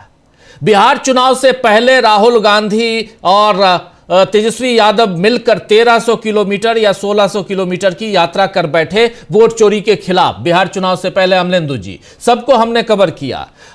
एसआईआर के खिलाफ, वोट चोरी के खिलाफ, इसी जो चुनाव का जो प्रोसेस, उसमें सबसे बड़ा जो तंत्र है वो है ईवीएम। इसके खिलाफ ढेर सारी याचिकाएं, दलीलें, उन दलीलों को हमने शुद्ध हिंदी में, आम बोलचाल की भाषा में उसको लाइव किए। सब कुछ हमने देखा। आज भी हम दिन में ब्रेकिंग न्यूज में उसका जिक्र कर रहे थे। लेकिन मुझे यह बताइए कि राहुल गांधी जैसे बड़े नेता प्रतिपक्ष यानी विपक्ष का नेता, सदन में, लोकसभा में, अपनी पार्टी में भी एक कद्दावर नेता, पूरब से पश्चिम, उत्तर से दक्षिण से उत्तर, लगभग 8,000 10,000 किलोमीटर चलने वाला नेता, क्या उस नेता के इन 3 प्रेस कॉन्फ्रेंस के बाद इस देश में माहौल बदला? इस देश में उन्हीं की पार्टी, कांग्रेस के काफी साथी जो हैं इस कार्यक्रम को सुनते हैं, क्या उन लोगों ने वोट चोरी के खिलाफ, राहुल गांधी ने जो हरियाणा में वोट चोरी हुई, जो वहां कर्नाटक के महादेवपुरा में वोट चोरी हुई, जो उधर महाराष्ट्र में वोट चोरी हुई, इसके बारे में जो खुलासा किया था उसको आगे बढ़ाने की कोशिश हुई? आज मनरेगा की बात हो रही थी कल CWC में, देश में आंदोलन करेंगे मनरेगा के खिलाफ, लेकिन देश में क्या वोट चोरी के खिलाफ आंदोलन होने जा रहा है, इसका कोई जिक्र आया? इस पे कोई आगे आंदोलन होने जा रहा है? मेरी जानकारी में उतनी, हो सकता है कि मेरी जानकारी सीमित हो, लिमिटेड हो, और आप लोगों के पास जानकारी हो तो आप लोग बताइए। क्यों मैं इसलिए कह रहा हूं ये बातें, क्योंकि आपको एक आंदोलन उस दिशा में ले जाके, और आज की तारीख में आपके पास एक और उदाहरण है, सबसे बड़ा एग्जाम्पल है कि आपने संविधान बचाओ के नाम पर इनको 240 सीटों पे आपने रोक दिया, वोट चोरी के बाद भी, जबकि आज एसआईआर में लगभग 5 करोड़ वोट ऑलरेडी कट चुके हैं। अलग अलग राज्यों के देखें तो 5 करोड़ से ज्यादा वोट कट चुके हैं। 10, 12, 15 करोड़ वोट काट देंगे, उसके बाद आप कहेंगे कि हमारी चुनी हुई सरकार है, तो कौन मानेगा कि आपकी चुनी हुई सरकार है? इतने अंतरों से तो वोट आप जीत कर चले आते हैं। और आज ही आपने द रिपोर्टर्स कलेक्टिव की रिपोर्ट आपने देख ली, अमलेंदु जी, उस रिपोर्टर्स कलेक्टिव की रिपोर्ट से ही जिक्र इस चर्चा की शुरुआत कीजिए आप अपने वक्तव्य की। और यहां पर डी डुप्लीकेशन की जो बात होती है, किस ढंग से वोट काटे जा रहे हैं, किस ढंग से अपने वोटर्स को रखा जा रहा है, ये जो खेल है, इस खेल का अंत आखिर कौन करेगा? इस खेल के अंत के लिए किसी ना किसी को तो बाहर निकलना पड़ेगा। हमारे अलग अलग धर्मों की बात कीजिए, हर धर्म में ऐसे ही तो होता है। हर धर्म की किताब में आप चाहे बाइबल पढ़िए, आप चाहे रामचरितमानस पढ़िए, चाहे आप कुरान शरीफ पढ़िए, या और भी दूसरे धर्मों के, सब जगह तो अगर सत्य पर असत्य पर सत्य की विजय, यही तो बताया गया है ना। ये तो फिलॉसफी है, जीवन का सार यही है। और इस पॉलिटिक्स में भी तो वही फिलॉसफी काम करती है, हमारे लाइफ में भी तो वही फिलॉसफी है। तो ये अगर उस दिशा में कोई आगे नहीं बढ़ेगा, उस दिशा में किसी आंदोलन को खड़ा कोई नहीं करेगा, तो फिर राज करते रहिए। फिर चल रहा है रशिया में, चल रहा है चाइना में। अमलेंदु जी, रिपोर्टर्स कलेक्टिव।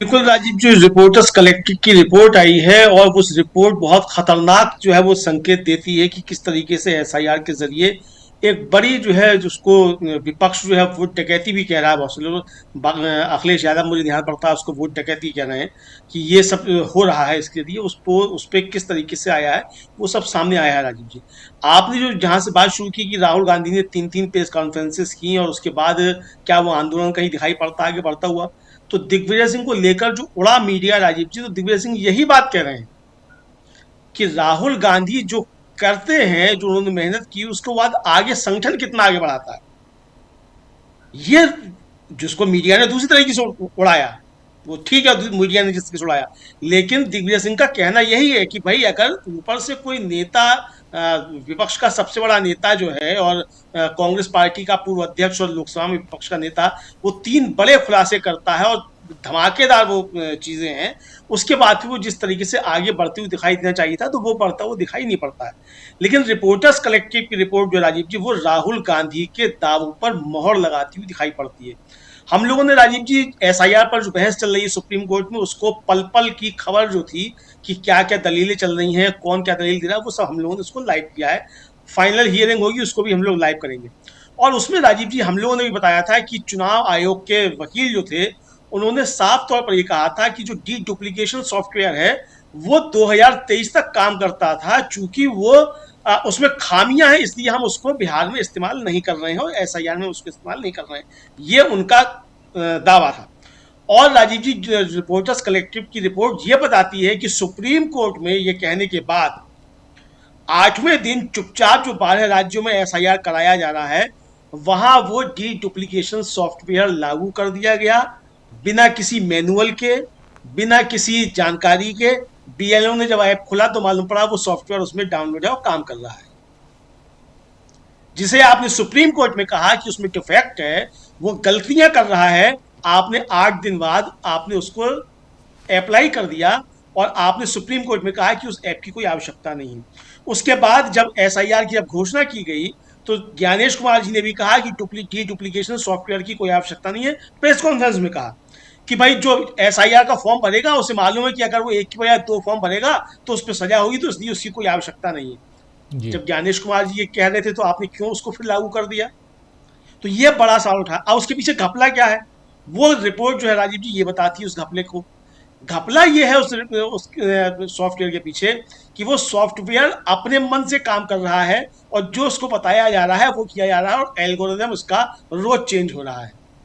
बिना बताए चेंज हो रहा है, नियम रोज जो है अपने आप बन रहे हैं, ये सारी चीजें उसमें निकल कर आई हैं। और क्या हो रहा है कि जिसको हटाना है उसको सॉफ्टवेयर अपने आप हटा दे रहा है, जिसको रखना है उसको रख रहा है। बिहार में भी राजीव जी जो खेल हुआ है वो वोटर डिलीशन का तो हुआ ही, लेकिन वोटर डिलीशन का खेल कम था, वोटर एडिशन का खेल ज्यादा था। और ये सुप्रीम कोर्ट मांगता रह गया कि भाई आपने जिन लोगों को भर्ती किया है नया, आपने किनको भर्ती किया वो लिस्ट तो दे दो। सुप्रीम कोर्ट में आज तक वो चुनाव आयोग ने नहीं दिया है। तो असली खेल जो है राजीव जी वो डिलीशन के साथ साथ एडिशन का भी है। तो ये रिपोर्टर्स कलेक्टिव की रिपोर्ट ये बताती है कि किस तरीके से यानी चिन्हित करके वोट डिलीट किए जा रहे हैं, ये साफ तौर पर आता है। तो ये एक बहुत खतरनाक संकेत है। 3,87,00,000 वोटर जो है वो काटे जा चुके हैं 11 राज्यों में। लगभग 95 लाख के आसपास जो है वो ये बताया जा चुका है कि इनकी 2003 से मैप नहीं कर रहा है, यानी वो नाम अलग हो गए हैं। उत्तर प्रदेश में लगभग 3 करोड़ नाम जो है वो हटाए जाएंगे, लगभग ये आ चुका है। अगर वो 3 करोड़ भी और जोड़ दिए जाएं तो यानी कि लगभग राजीव जी 3 करोड़ 70 लाख और 3 करोड़ के आसपास ये 6 करोड़ 70 लाख, और अगर 90 लाख वो भी मान लीजिए, यानी कुल मिलाकर 7.5 से 8 करोड़ के बीच आपने सीधे सीधे अभी काट दिए। और उसके बाद जब आप रिवीजन करेंगे, लिस्ट तैयार करेंगे, उसमें फिर आप काटेंगे। तो ये घपले जो किए जा रहे हैं, तो ये साफ तौर पर अपने मन की मतदाता सूची बनाई जा रही है, ये वो रिपोर्ट कहती है। और वो रिपोर्ट जो है राजीव जी उन लोगों ने, रिपोर्टर्स कलेक्टिव के लोग जो हैं, उन्होंने उत्तर प्रदेश और पश्चिम बंगाल में बीएलओस के साथ जो ट्रेनिंग होती है उस ट्रेनिंग में हिस्सा लिया। और जो उनका ऐप था उस ऐप की उन्होंने वीडियो रिकॉर्डिंग भी की। ये उनका दावा है कि उनके पास वो वीडियो रिकॉर्डिंग है। और उसमें उन्होंने देखा कि कैसे जो है रोज एल्गोरिदम उसका बदल रहा है और किस तरीके से वो काम कर रहा है, बिना किसी सूचना के उसका प्रक्रिया बदल जाती है। एक जो जिला निर्वाचन अधिकारी थे, जो अक्सर टीएम होते हैं, कई जिलों में कलेक्टर होते हैं, उन्होंने अपना नाम न बताने की शर्त पर कहा कि ये जो हम जैसे ही उसको लॉगिन करते हैं मालूम पड़ता है कि नियम बदल गए, आनंद फानंद में रोज नियम बदले जा रहे हैं। इससे मालूम पड़ता है कि ये कोई बिना किसी तैयारी के इसको लागू किया गया है और बहुत हड़बड़ी में सारे नियम लागू किए जा रहे हैं। अब है क्या मामला राजीव जी? मामला ये लगता है कि नियम इसलिए बदले जा रहे हैं कि अगर अपने काम की मतदाता सूची नहीं बन पा रही है तो अपने काम की मतदाता सूची कैसे बनाई जानी है? मतलब पुतिन भारत में भी पैदा हो तो इसके लिए रास्ता कैसे तैयार हो? तो ये रास्ता एसआईआर के जरिए तैयार करने की कोशिशें की जा रही हैं। रिपोर्ट इसकी तरफ इशारा करती है। चुनाव आयोग से पूछा उन्होंने कि भाई आपने जो ये जो किया डीडुप्लीकेशन सॉफ्टवेयर, इसकी क्या आपने प्रक्रिया है, ये क्या काम करता है, इसको आपने कैसे लागू किया, क्या इसका एल्गोरिदम है, क्या इसमें आपने नियम किए हैं, उसका जरा हमको जवाब दे दीजिए। आज तक कोई जवाब उसका नहीं दिया गया है। और राजीव जी, इंडियन एक्सप्रेस की भी एक और पहले खबर थी, उस पर भी हम लोगों ने चर्चा की थी, न्यूज पॉइंट में भी और ब्रेकिंग में भी चर्चा की थी कि वो खबर ये आई थी राजीव जी कि किस तरीके से व्हाट्सएप पर ही एसआईआर जो है वो सैंक्शन हो गया। व्हाट्सएप पर संदेश गया, तीनों मतलब जो चुनाव आयुक्त थे व्हाट्सएप पे ही उनकी सहमति असहमति सब आ गई। सुखबीर सिंह संधू जो चुनाव आयुक्त थे उन्होंने व्हाट्सएप पे ही अपना डिसेंट नोट दे दिया कि ये जो उसमें नागरिकता जांचने का काम है ठीक नहीं है, ये हमारा काम नहीं है। ये उनका डिसेंट नोट था और किसी का भी नाम वैध मतदाता उसका कटना नहीं चाहिए, ये उनका डिसेंट नोट था। उनके डिसेंट नोट के बाद एसआईआर व्हाट्सएप पे ही सैंक्शन हुआ और आधा अधूरा जारी हुआ और उसमें सेमी कॉलम के बाद वाक्य अधूरा था। तो यानी ये सब आया। तो ये राजीव जी एक बड़ा आया। अब जो राजीव जी आपका महत्वपूर्ण सवाल था कि क्या मोदी बीजेपी को इसको कांग्रेस को खत्म कर पाएंगे और क्या कांग्रेस टक्कर ले पाएगी? मुझे लगता है राजीव जी की तैयारियां हो रही हैं, ठीक है, बहुत से स्तर पर तैयारियां हो रही हैं। राहुल गांधी गए थे बिहार, वहां भी उन्होंने कहा था कि हम कोई वोट नहीं कटने देंगे। अपने प्रयास थे राहुल गांधी के, लेकिन वोट कटे। लेकिन ये लड़ाई है, जाहिर सी बात है, और लड़ाई लड़ी जाती रहेगी। अब इसका मतलब राजीव जी एक चीज ये समझ में आती है कि जो सांप्रदायिकता का मुद्दा जिसको कहा जाता है, वो सांप्रदायिकता का मुद्दा भी भारतीय जनता पार्टी को लगता है कि शायद उससे काम नहीं हो रहा, तभी इस एसआईआर का जो काम जो है ये इसके जरिए की कोशिशें की जा रही हैं, ये समझ में आता है। बाकी जहाँ तक वैचारिक लड़ाई का सवाल है सांप्रदायिकता के खिलाफ, और ये हमेशा से रहा है। और अच्छा, हाँ, बीच में इतिहास की बात कर रहे थे प्रफुल्ल जी, तो एओ ह्यूम जो थे वो एटा के नहीं इटावा के डीएम रहे थे, और 1857 की जब क्रांति तब इटावा के ही डीएम थे। 10 साल रहे, एटा के नहीं इटावा के रहे थे, तो वो एओ ह्यूम। तो ये राजीव जी चला आ रहा है। तो और जेम्स मिल जो हैं वो इतिहासकार हुए और उन्होंने सबसे पहले विभाजन किया कि हिंदू काल और मुस्लिम काल, यानी वहां से शुरू हुई, उसके बाद फिर बंग भंग सब हुआ। 1817 में उनकी किताब आई, वहां से सब शुरुआत हुई। उसके उस पहले हमको कोई सांप्रदायिक दंगे का इतिहास भी भारत में नहीं मिलता है, दंगे भी सब बाद नहीं शुरू हुए। तो ये राजीव जी कांग्रेस जब से बनी है उसके बाद से बहुत से मामलों में आर्थिक नीतियों पे कांग्रेस और भाजपा की कई बार जो है एक सी लाइन मालूम पड़ती रही है, लेकिन एक मसला जो है उस पे दोनों कभी एक नहीं दिखाई हुई है, और वो है सांप्रदायिकता का मसला। कांग्रेस हमेशा सांप्रदायिकता के खिलाफ खड़ी रही। कांग्रेस का हमेशा मत रहा आइडिया ऑफ इंडिया। कांग्रेस की जो आज़ादी की लड़ाई थी वो भारत को बनाने की लड़ाई थी। भारत कैसा हो, एक सक्षम भारत हो, समाज के आखिरी पायदान पे जो खड़ा व्यक्ति है उस तक जो है शासन जो है वो पहुंचे, ये उसका हमेशा लक्ष्य रहा। लेकिन भारतीय जनता पार्टी का लक्ष्य कभी भी समाज के आखिरी व्यक्ति तक पहुंचना नहीं रहा, और ये हमेशा इसी ध्रुवीकरण पर काम करते रहे। ये जिस संगठन से आते हैं उस संगठन के लोग भी इसी पर काम ये बात करते हैं। अमलेंदु जी ये बात सब जानते हैं। देखिए, एक आंदोलन की बात हो रही है। 2026 में कांग्रेस पार्टी एक आंदोलन खड़ा करने जा रही है। कांग्रेस पार्टी का कहना है कि मनरेगा के खिलाफ हम आंदोलन करेंगे। बहुत अच्छी बात है।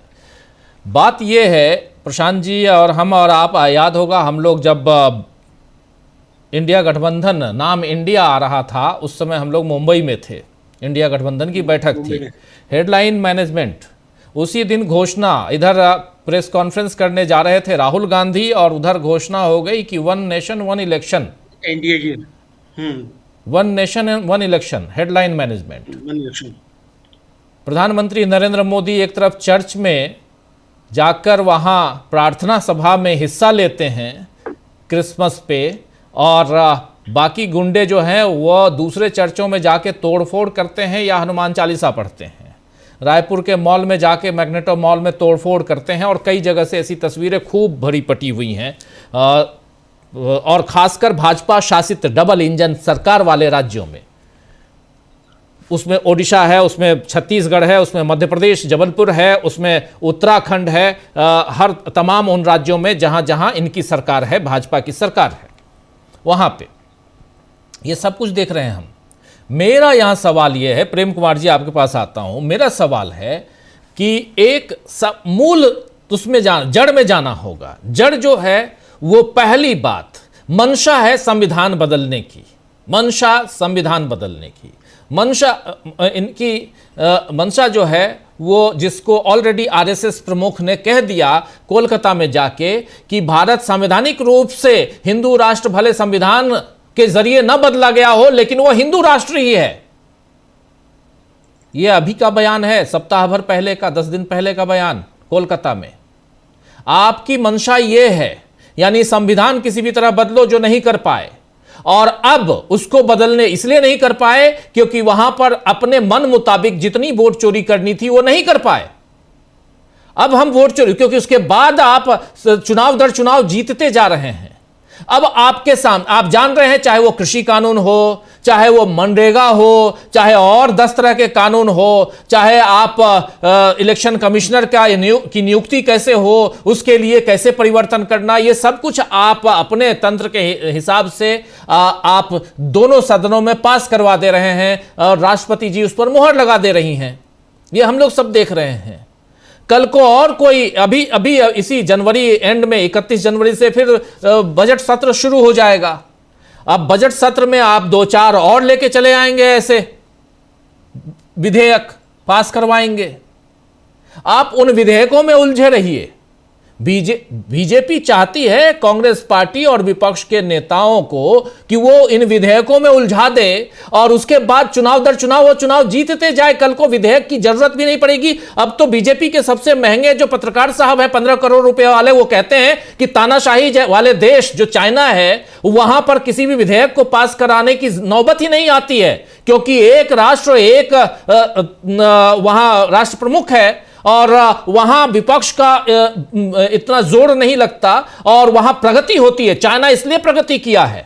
हमारे देश में लोकतंत्र है और लोकतंत्र में क्या होता है कि विपक्ष मुद्दों को समझे बिना उस पर रोक लगाना चाहता है और इसलिए यहां डेवलपमेंट नहीं हो पाता है। अब ऐसी दलीलों वाले पत्रकार इस देश में बैठे हुए हैं तो क्या होगा। इसलिए मैं कह रहा हूं प्रेम कुमार जी, इस जिस बात की तरफ मैं इशारा कर रहा हूं, जिस बात को खुले तौर पे कह रहा हूं, इसकी गंभीरता को समझने की जरूरत हमारे तमाम आप सुधीजन उसमें कर रहा हूं कि यहां पर मूल तत्व क्या है। मूल तत्व है वोट चोरी। वोट चोरी कर हम संविधान बदलना चाहते हैं। आपको उलझाया जाएगा वन नेशन वन इलेक्शन में, आपको उलझाया जाएगा मनरेगा में, आपको उलझाया जाएगा ऐसे और भी तमाम अलग अलग मुद्दों पे कि हायर एजुकेशन का बिल ले आए तो किसी और का बिल ले आए, अरावली में ये कर दें, इन सब चीजों में ये भी मुद्दे हैं। लेकिन मूल मुद्दा जो है, मुख्य रूप से उस मुद्दे की लड़ाई तो लड़नी पड़ेगी, आंदोलन तो खड़ा करना पड़ेगा। मेरा यह सवाल है प्रेम कुमार जी। जी राजीव जी, देखिए मुझे ध्यान आता है जब 2019 का लोकसभा चुनाव हो रहा था, जब 2024 का हो रहा था, तो एक बहस साथ साथ उठती थी कि अगर मोदी जी हार जाएं और तब भी वो गद्दी ना छोड़े तो क्या होगा। ये अक्सर उस समय एक बहस होती थी, लेकिन ये परवान नहीं चढ़ी क्योंकि वैसे रिजल्ट्स नहीं आए। और हमने डोनाल्ड ट्रंप को भी देखा कि कैसे वहां राष्ट्रपति भवन में उनके समर्थक कूद गए थे, चुनाव ही नहीं मान रहे थे। तो ये उदाहरण मैं इसलिए दे रहा हूं कि डेमोक्रेसी इनको तभी तक पसंद है जब तक इस डेमोक्रेसी के नाम पर जीत मिलती है। जिस दिन ये जीत नहीं मिलेगी, उनको ये डेमोक्रेसी अच्छी नहीं लगेगी। ये भी हो सकता है। और दूसरे देशों में आपने जितना नाम लिया, चाहे उस अमीर पत्रकार के नाम से, उन सब जगह तानाशाही डेमोक्रेसी को चुरा करके ही आई है। किसी भी विचार के नाम पर डेमोक्रेसी को हड़प करके आई है। और हमारे देश में डेमोक्रेसी चूंकि और देशों के मुकाबले हमारे जीन में है, हमारे व्यवहार में है, हमारी परंपरा में है, हमारी संस्कृति में है, तो इस हिसाब से इस डेमोक्रेसी को सीधे सैनिक तानाशाही और इन तरीकों से न हड़प करके छद्म तरीके से हड़पने का प्रयास हो रहा है। और उसका ही तंत्र है वोट चोरी। वोट चोरी वही है, वो भी डेमोक्रेसी का अपहरण है। डेमोक्रेसी का अपहरण दूसरे तरीकों से भी होता है। जैसे एक घटना में याद आती है कि शरद पवार जी मीटिंग में थे, अजित पवार ने खुलासा किया था, गौतम अडानी के साथ मीटिंग हुई, सरकार कैसे बदला जाना है तय हुआ। तो वो भी एक तरीका है सरकार हड़पने का कि कैसे रातों रात शपथ दिला दिया जाए, कैसे सरकार हाथ में ले लिया जाए। विधायकों को खरीदना और सांसदों को बदलना, राज्यसभा में बहुमत लाना, डेमोक्रेसी को अपने अनुकूल बनाना ताकि विधेयक पास करने में कोई दिक्कत ना हो, विपक्ष की संख्या इतनी कम रहे कि उनकी कभी आवाज दबा दो, कभी उनको मार्शल से निकाल दो, कभी 100 सांसद बाहर कर दो, ये सारी चीजें अपने अनुकूल बना लो। तो ये भी डेमोक्रेसी को अपने हिसाब से कंट्रोल करने का तरीका है। डेमोक्रेसी के रहते हुए अनडेमोक्रेटिक नॉर्म्स को डेवलप करने का तरीका है। और उसमें मीडिया पर तो कहने की आवश्यकता ही नहीं, वो एक अलग चैप्टर ही होता है कि उसको भी अपने अनुकूल बना लो। और ये सारी चीजें चाइना में भी है, रसिया में भी है, उत्तर कोरिया में भी है, सारी जगहों पर इसी तरह से चीजें चल रही हैं। ये कॉमन बातें हैं। पर बात है कि हिंदुस्तान तब भी रसिया नहीं है, तब भी नॉर्थ कोरिया नहीं है, तब भी चाइना नहीं है। यही कारण है, वरना इस देश में एक आवाज ही तो है जो सबसे ज्यादा मुखर है, एक ही आवाज है।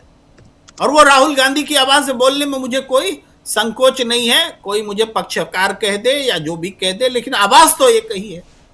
तो उस आवाज को आज किसी भी तरीके से अनडेमोक्रेटिक तरीके से बंद किया जा सकता है, लेकिन क्यों नहीं किया जा पा रहा है?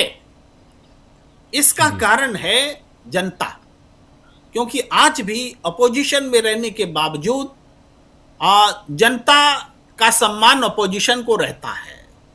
इसलिए उस तरीके से सत्ता नहीं हो पाई, नेशनल हेराल्ड केस हो गया या दूसरी चीजें हो गई, हेमंत सोरेन जेल चले गए, अरविंद केजरीवाल चले गए, उन्होंने प्रयोग करके देखा कि क्या राहुल गांधी को भी अंदर किया जा सकता है, करके देखा, लेकिन अभी तक हिम्मत नहीं हुई है।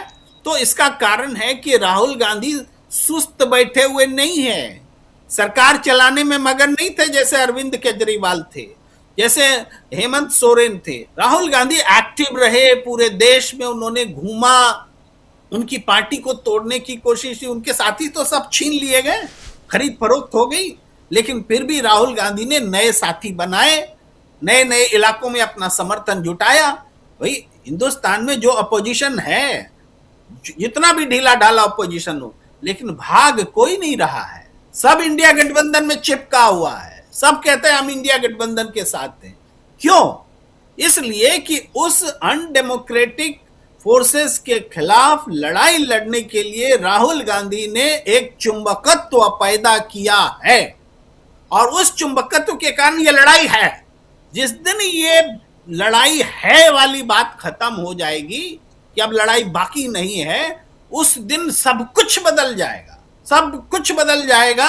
ना हमारे आपके अधिकार होंगे, ना हम खोल कर डिबेट कर रहे होंगे, कोई ना कोई कानून के तहत हमको नोटिस भेज दिया जाएगा, बंद कर दिया जाएगा, या आंदोलनकारी को तो बात छोड़िए, अब तो कुलदीप सेंगर के समर्थन में भी लोग निकल के आ रहे। कभी सोच सकता था कोई कि बलात्कारी के समर्थन में जुलूस प्रदर्शन हो सकता है? लेकिन हिमाकत देखिए, ये वही हिमाकत है कि अनडेमोक्रेटिक फोर्सेस चूंकि मजबूत है, और उससे जो संघर्ष है, भाई योगिता जो संघर्ष कर रही है उन्नाव की बेटी के साथ में, वो कोई पॉलिटिकल आदमी थोड़े है, पॉलिटिकल महिला तो नहीं है, वो डेमोक्रेसी को बचाने का जो हमारे बीच में एक जज्बा है, उसी का प्रतिफल है वो महिला, और सैल्यूट होना चाहिए ऐसी महिला का जो संघर्ष कर रही। तो मैंने प्रतीक में बात की है, लेकिन ये सारी चीजें देश में हो रही हैं। एक तरफ अनडेमोक्रेटिक कामकाज है, और दूसरा एक रजिस्ट्रिव फोर्स है। रजिस्ट्रिव फोर्स आज कमजोर नहीं है, मजबूत है, इसीलिए राहुल गांधी खड़ा है। अगर जिस दिन खत्म हो जाएगा, राहुल गांधी दिखाई नहीं पड़ेंगे। तो राहुल गांधी रजिस्ट्रिव फोर्स के कारण है, और रजिस्ट्रिव फोर्स राहुल गांधी को राहुल गांधी बनाता है। दोनों ही बातें एक दूसरे के साथ मिली जुली हैं। तो हमें लगता है कि यह संघर्ष जो है, हमने कांग्रेस के तेवर को बदलते हुए देखा है, और बीते 11 सालों में बीते 2-3 साल जो है वो बदला है। और जाहिर बात है, प्रतिपक्ष के सारे घटक दल कांग्रेस जैसा या कांग्रेस के सारे नेता राहुल गांधी जैसा व्यवहार नहीं कर सकते। ये मान लीजिए, वहां दिग्विजय सिंह भी होंगे, शशि थरूर भी होंगे, और यहाँ शरद पवार भी होंगे, और दूसरे नेता भी होंगे, लेकिन फिर भी ये बहुत अच्छी बात जयशंकर सर ने कही थी कि फिर भी इन सबको जोड़ करके रखना, और ये तय करना कि हमको बीजेपी से लड़ना है कि हमको अपने ही अंदर की ताकत से लड़ना है। लड़ाई तो दोनों तरफ चलेगी जयशंकर सर, लेकिन प्राथमिकता जो है वो अनडेमोक्रेटिक फोर्सेस के खिलाफ आगे रहेगी, और ये लड़ाई भी चलती रहेगी, छोड़ तो सकते नहीं। तो ये दोनों चीजें साथ साथ चलेंगी, लेकिन प्रायोरिटी वही रहेगी। तो इस तरह से हम देखें कि ये बीजेपी को सीधी चुनौती की तरफ बढ़ रही है कांग्रेस, पर खतरा जरूर है, क्योंकि अब ये सत्ता छोड़ेंगे, ये थोड़ा सा संशय होने लगा है, क्योंकि ये डेमोक्रेटिक पूरी सिस्टम को तहस नहस करके किसी तरह सत्ता में काबिज रखने, ये जो 2047 और इधर उधर का सपना जो दिखाते हैं, क्या जन समर्थन से थोड़े सपना देख रहे हैं, ये उसी ताकत के दम पर सत्ता में बने रहने का सपना देख रहे हैं। तो इस बात को, इस खतरे को समझना पड़ेगा। उनकी ताकत उसी तरह से है, और वो क्या वो ऐसा कर पाएंगे, ये एक बड़ा सवाल है। और सारी चीजें कांग्रेस से पर ही उम्मीद टिकी हुई है कि डेमोक्रेसी बचेगी कि नहीं बचेगी। तो इस लड़ाई को इसीलिए जितना साथ मिले, जितना इस लड़ाई के साथ में आवाज मिले, ये एक वक्त की आवश्यकता है। हम हो सकता है हम चूंकि इस तरह से बोल रहे हैं तो हमें कांग्रेसी करार दिया जाए, हमें कुछ और करार दिया जाए, नहीं, लेकिन ये वक्त नहीं, है। ऐसा बिल्कुल नहीं है, ऐसा बिल्कुल नहीं है। आपको क्यों कांग्रेसी करार दिया जाएगा? आप एक विश्लेषक के रूप में हैं, आप विश्लेषण कर रहे हैं और विश्लेषण में एक पक्ष तो आपको लेना ही होता है। मैं हमेशा बोलता हूं कि हम पत्रकार हैं और हम खुद को कहेंगे कि हम निष्पक्ष हैं, किसी का पक्ष नहीं लेंगे, ऐसा नहीं हो सकता। हमको किसी न किसी का पक्ष लेना होगा। और इस वक्त देश को अगर एक लड़ाई, संविधान बचाने की लड़ाई थी, उस मुहिम में हम भी संविधान के साथ हैं। मेरे टेबल पे इस वक्त भी देखिए ये संविधान की किताब मेरे पास हमेशा रहती है। इसके ये तो इंग्लिश पार्ट है, हिंदी भी है। और इस संविधान की लड़ाई ये हिंदी है। तो इस संविधान की लड़ाई अगर कोई भी एक भारत का नागरिक होने के नाते वो तो लड़ना होगा ही ना प्रेम कुमार जी। हम अपने, राहुल गांधी राजनेता हैं, हम पत्रकार हैं, नरेंद्र मोदी देश के प्रधानमंत्री हैं, लेकिन राजनेता भी हैं, पॉलिटिक्स भी करते हैं। पॉलिटिशियंस, वही मैं कह रहा था, पॉलिटिक्स में 1+1=2 नहीं होता है, 1 और 1 मिलकर 11 होता है। वहां उस हिसाब से पॉलिटिक्स में ना कोई दोस्त होता है, ना कोई किसी का दुश्मन होता है। आज यहां है, कल वहां हो जाते हैं। तिरुवनंतपुरम में चुनाव हो गया, सब कुछ खत्म हो गया, तो शशि थरूर जी दौड़े दौड़े कल आ रहे थे। और जब चुनाव था तो कभी किसी भी मीटिंग में नहीं आए, कांग्रेस पार्टी की मीटिंग में। तो ये सब पॉलिटिक्स है। लेकिन हम लोग जब बात करते हैं प्रेम कुमार जी, तो आप इस चीज को बिल्कुल अंडरलाइन मत कीजिए कि आपको क्या सोचेंगे लोग। जो सोचना है सोचे। मैं अभी इतनी बातें रख रहा था, 4 लोग ऐसे लिख रहे हैं कि राजीव जी आप निराशापूर्ण बातें कर रहे हैं, आप निराश हैं। राजीव जी एंकर हैं, भाई मैं एंकर हूं। मैं आपके, हमारे, हम सब के सवालों का जवाब, जब प्रफुल्ल जी इतिहास की बातें, मुझे बहुत पसंद है इतिहास की बातें कर रहे थे, बहुत महत्वपूर्ण बातें कर रहे थे, लेकिन मैं इनको रोका। इसलिए रोका क्योंकि आज की तारीख में हमारे दर्शक ये सुनना चाहते हैं कि कल को कांग्रेस क्या करने जा रही है, कल क्या हुआ, इसकी बातें हम खूब करते रहे हैं, इतिहास के पन्नों को पलट लेंगे। तो ये मेरा रोल होता है और यही रोल आप सबका भी है। तो कतई नहीं प्रेम कुमार जी, कतई नहीं। आपको लोग क्या सोचेंगे, मुझे लोग क्या सोचेंगे, ये उनके ऊपर छोड़ दीजिए। हमारा काम क्या है, हमारा धर्म क्या है?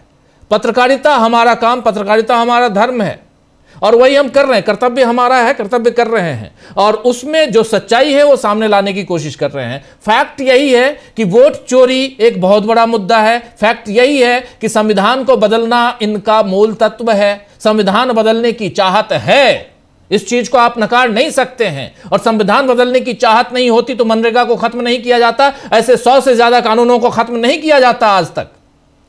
इसलिए संविधान बदलने की चाहत है आपकी और उस पर चर्चा होनी चाहिए, उस पर चिंता होनी चाहिए। और उसमें अगर कोई भी साथ आता है, बीजेपी का भी कोई साथ निकल के आता है, तो उसका हम साथ देने के लिए तैयार हैं। कहेगा कोई कि हम संविधान बदलने में विपक्ष के साथी हैं या इस देश के साथ हैं। हम भी नागरिक हैं, आप भी नागरिक हैं प्रेम कुमार जी। इस देश के नागरिक आप भी हैं, इस देश के नागरिक हम भी हैं। हमारा भी फर्ज बनता है। क्या आप रोड पे निकलते हैं, हम पत्रकार हैं, लेकिन किसी का एक्सीडेंट हो गया तो हमारी इच्छा नहीं होती क्या कि उसको उठा के जल्दी से जल्दी हॉस्पिटल पहुंचाया जाए, या उसके लिए डॉक्टर आएगा तभी वो लेके जाएगा? एक आम नागरिक होने के नाते आप हेल्प करना चाहते हैं, वही काम है। तो इसलिए बिल्कुल अंडरलाइन मत कीजिए, क्योंकि आप कई बार कर चुके हैं, इसलिए मैं कह रहा हूं, माफी चाहूंगा। निश्चित रूप से जो आबो हवा होती है उसका असर पड़ता है और हम भी उसके प्रभाव में आते हैं। आपने सही बात याद दिलाई है।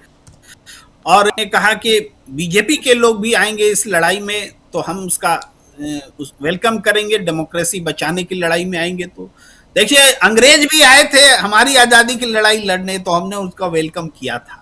चाहे मेरठ षड्यंत्र केस ले लीजिए, चाहे एओ ह्यूम जी का उदाहरण दे दीजिए जिसने कांग्रेस की को बनाया, जी स्थापना की। तो अंग्रेज, इवन फ्रांस से भी लोग आए थे भारत में उस संघर्ष को आगे बढ़ाने के लिए। विदेशी आए थे, भारत के, हिंदुस्तान की आजादी की लड़ाई लड़ने के लिए आए थे। तो ये भी फैक्ट है। तो जो कॉज होता है, जो पब्लिक के इसमें हित में होता है, तो बहुत लोग अपनी राष्ट्रीयता भी भूल जाते हैं, देश छोड़ करके आते हैं, बहुत लोग धर्म भूल जाते हैं, बहुत लोग पार्टी भूल जाते हैं। यानी इन सब चीजों से ऊपर उठ करके ग्लोबल जो ह्यूमैनिटी है उसके लिए भी वर्क करना पड़ता है। और इसी का नाम तो गुरु रविंद्रनाथ टैगोर है। आज तो गुरु रविंद्रनाथ टैगोर और या उनकी भाषा बोलिए तो आप राष्ट्रवाद के दुश्मन और देश के दुश्मन सब करार दे दिए जाएंगे।